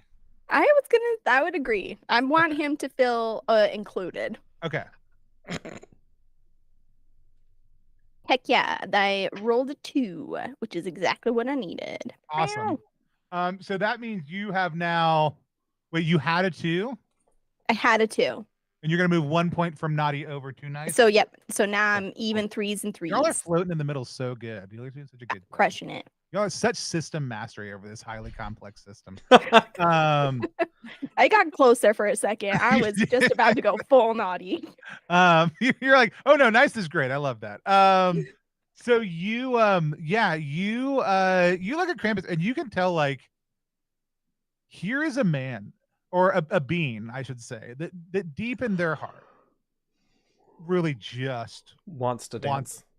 Not just wants to dance, but wants to love, wants to feel connected, wants to be seen by people and to know that they are worth something. Like, has Krampus stuck a lot of people in bags over the years?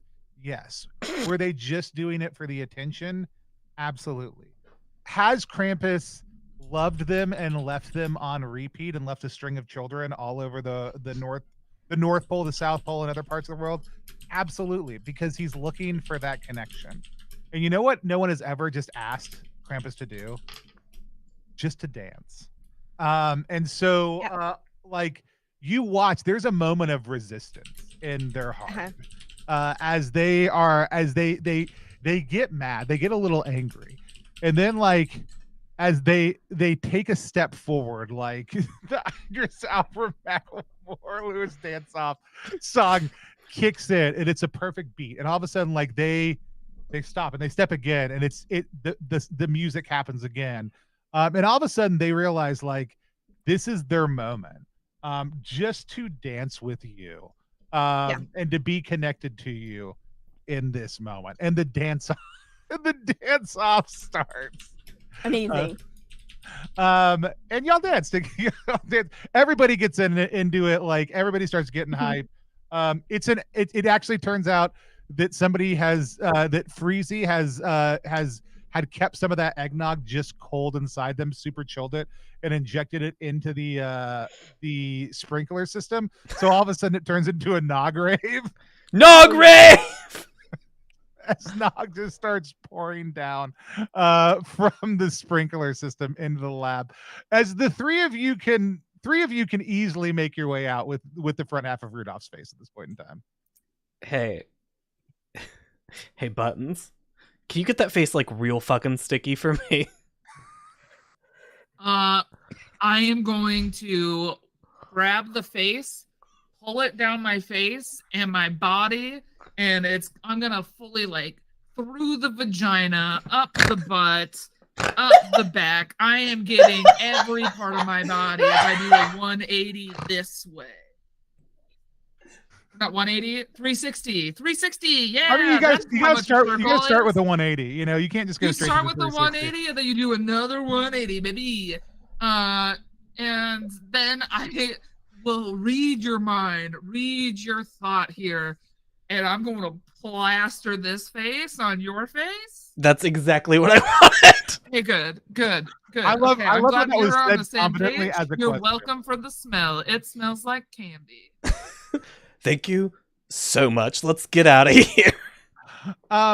You all of a sudden, as Rudolph's face melds with your face through the power of Christmas of a candy 360, or a sticky 360 is probably better.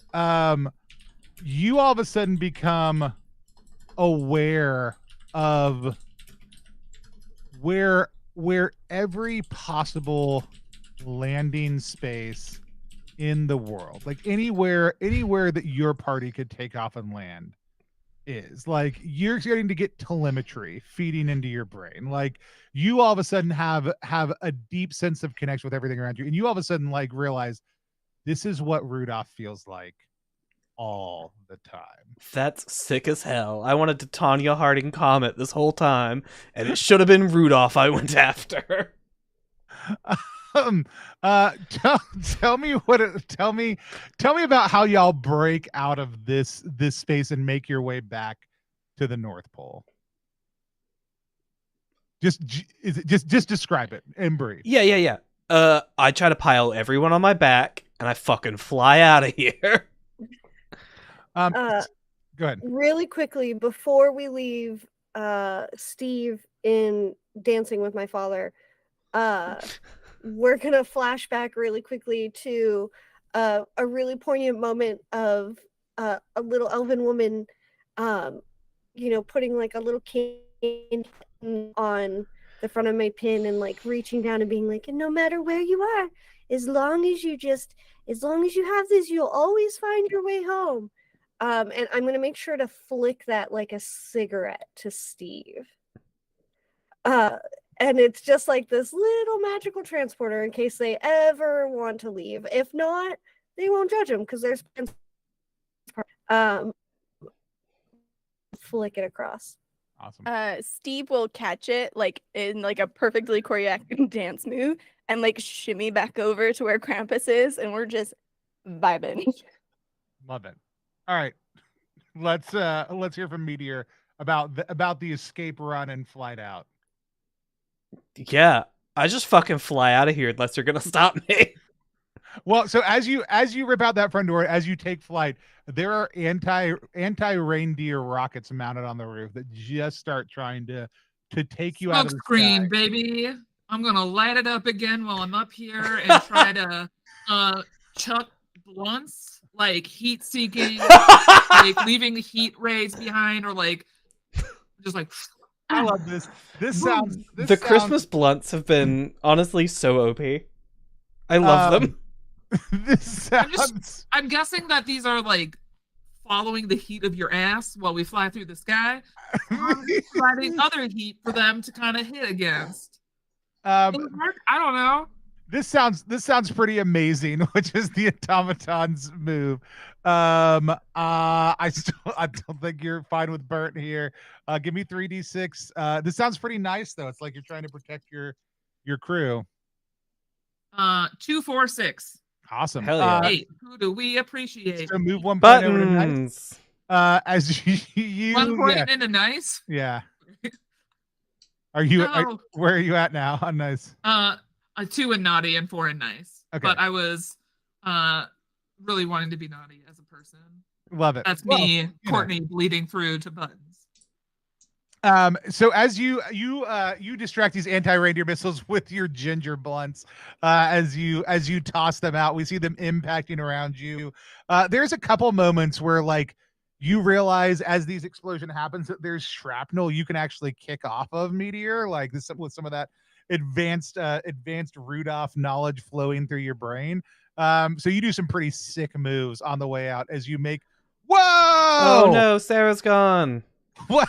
Double Sarah's. Double Sarah. Oh shit! Wait, Sarah's back. One Yeah, sec. I can leave. If No. Other No. We should kick other Sarah.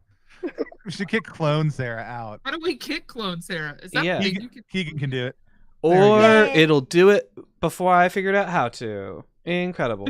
You make your way back to the North Pole. Sarah's also frozen. And you drop off. You drop off the nose. Let's flash forward. Wait, 1 sec. I drop off the nose? That doesn't seem like my plan. You get back. Hold Yeah. on. You get back. We're gonna wait till there we go. We got Sarah back. Sorry. Meteor. Rudolph is in ICU.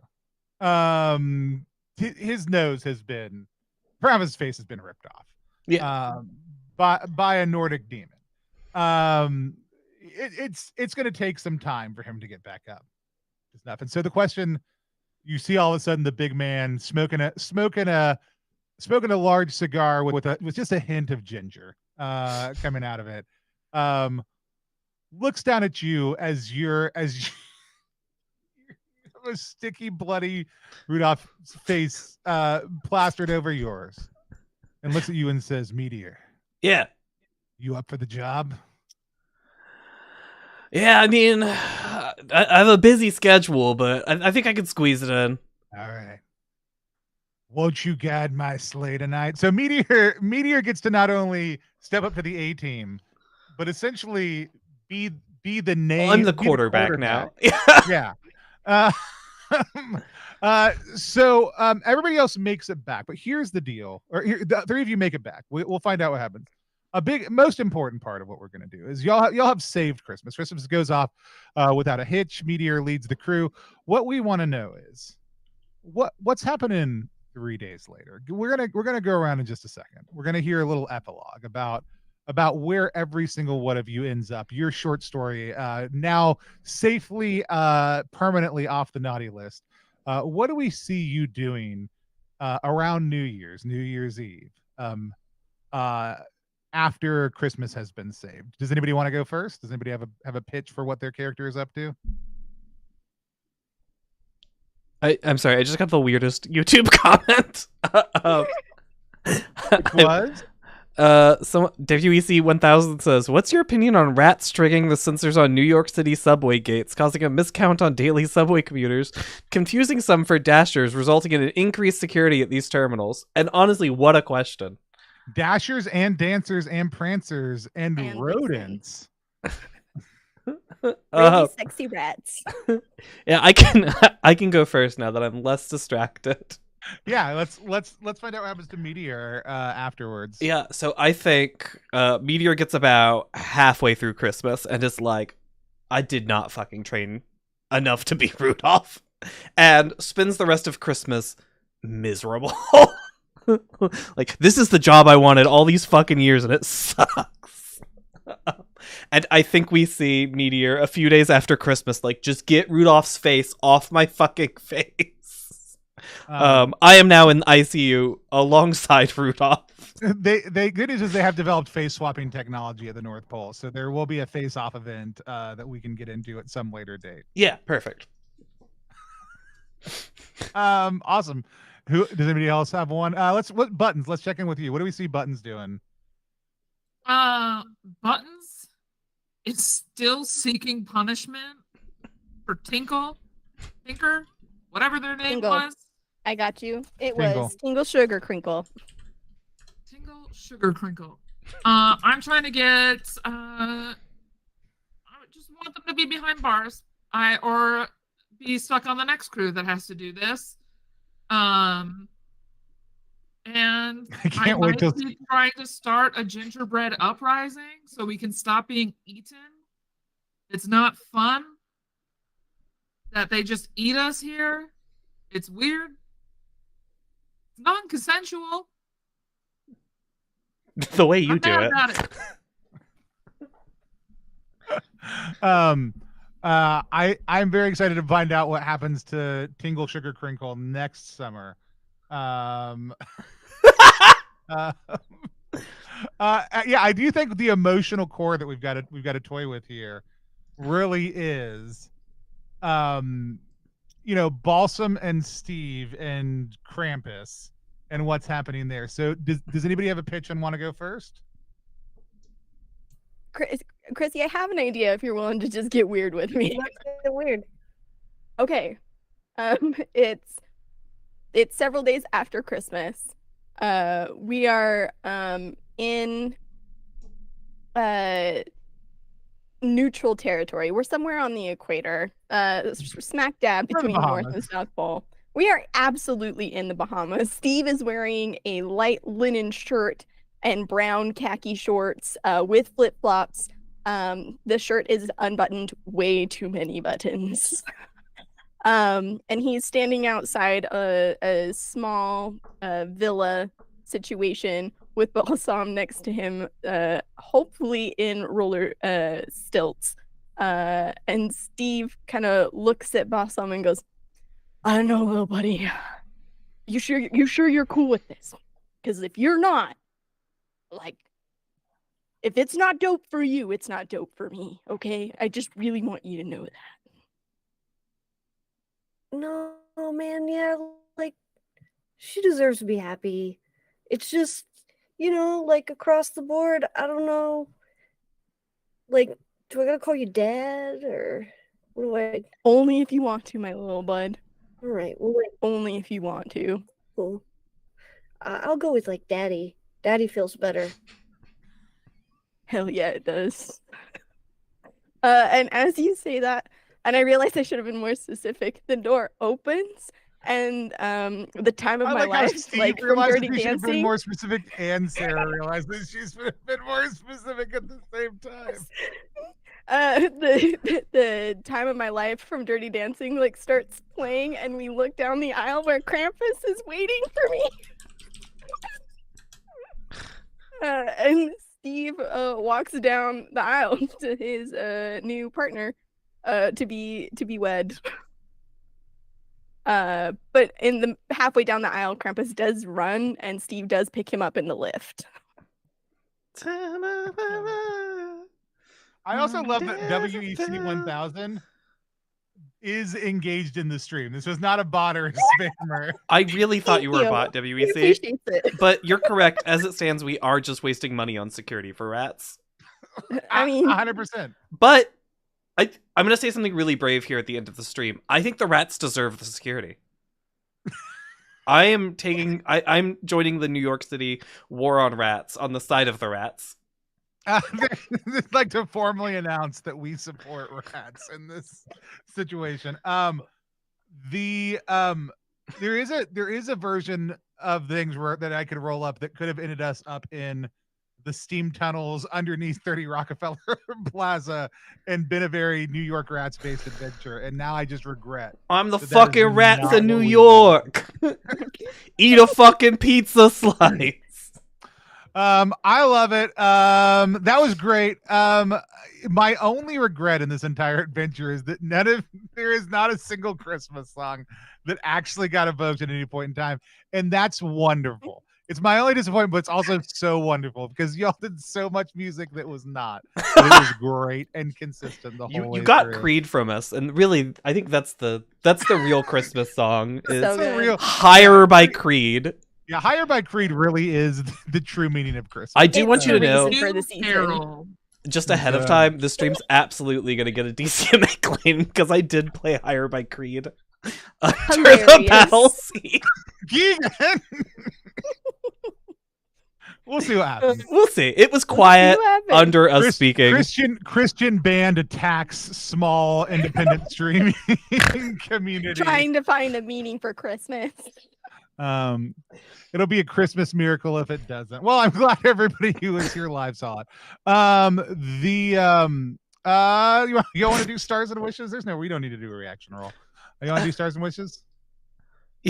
Yeah, I wish we had found more excuses to play Creed. Yeah, 100%. We really could have delved into that discography for sure. My star 100% is the tag team combo of a meteor with balsam and buttons, like the extendo grip like situation that we had. I loved it. I loved the creativity and the teamwork and how everyone was involved. I thought that was the best. And my wish is that all of these characters only have the best things ever happen to them because they're delightful and I love them. Love him. Awesome. Anybody else have any stars or wishes?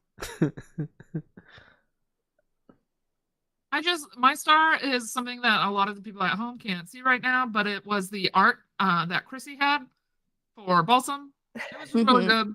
I just really liked your little chubby Christmas scripted. It was the best. I think we can probably get that up on stream. Yeah. I'm gonna go find it in the chat there we go.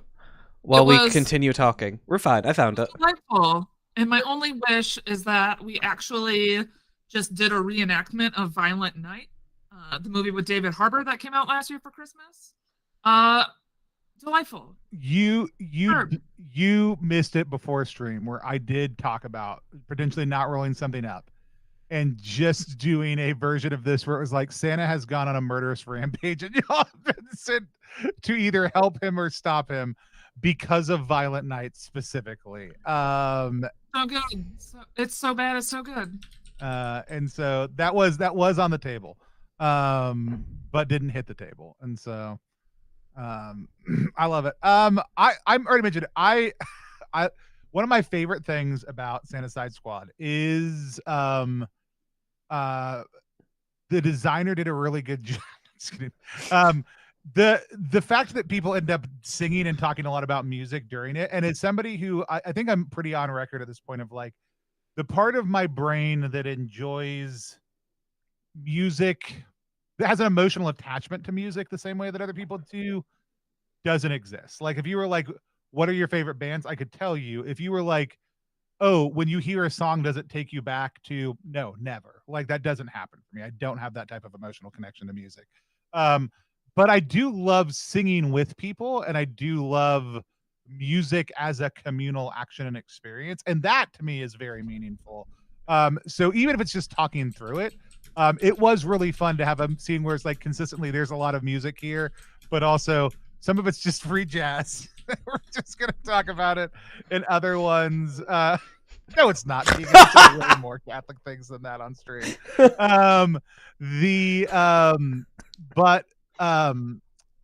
Just like the throwouts of that is one of my favorite things about the game. And I did love one where the bit that we, as far as I know, y'all didn't discuss in advance was none of us are gonna sing a Christmas song the entire time. I went in with that intention. I 100% went in with that intention, and I think it just sort of worked out, Right. which was delightful. Yeah, no, I love that it was just like everybody was in on it, and it was just, but without, with it just being the thing of like, yeah, it was never a discussion we had, happening. but it was the vibe was that we weren't doing Christmas. And that's great. I love that. My wish is, I wish that we could take Tingle Sugar Crinkle out into the street and have him get run over by a reindeer. Fuck them up. Just curb stomp Not Tingle. My one wish is that next year we play again. Yay! Yay! We'll see what happens. It's a Christmas Next year tradition. we play again with the cool printed card version that we've talked about doing now multiple times. Yeah, there's a bunch of really cool art for this game that isn't in the game yet. There's a bunch of cool art for the game that is in the game, including the reindeer butt plug. Oh my gosh, we can't go back. I feel like this is a great ending point. I feel like we go right back. We got Christy stars and wishes. Oh, yeah, stars. I just like the Balsam got a stat out of this. That's nice. It makes it fulsome. And then my wish is I play this character until the end of days. So the only wish is that they continue to exist in whatever this realm is forever and ever. Next year, I hope they're an NPC that like helps people fold people into tiny pieces and puts them in a bag. We can write the inverse version of this game. This is just all the Krampus side of things. I love it. Awesome. We had a great time. We've got a bunch of really cool stuff coming up in the new year. I'm sure at some point Keegan and Sarah and I will probably get on and talk about once we have it all written down. The big thing to pay attention to is on January 9th, that Tomb of 1,000 Doors is launching over on Kickstarter. That is us publishing a Mouse Ritter Mega Dungeon in partnership with Mana Dawn Studios, which is Matt, who helps run a ton of stuff over in the Mouse Ritter community. Got together 30-ish different collaborators and has made an 80-page A4 mega dungeon that we're going to be crowdfunding. There's already like almost 700 people who are following the campaign. You can go to ttrpg.link /1000 doors to find out more about that. I'd love to get up to 800 before we launch, but we're super excited about that. It's going to be a 3-week campaign in January. So we do have a stream for that coming up. We've actually got a couple of streams for that coming up because we're going to play through a few levels of the Mega Dungeon.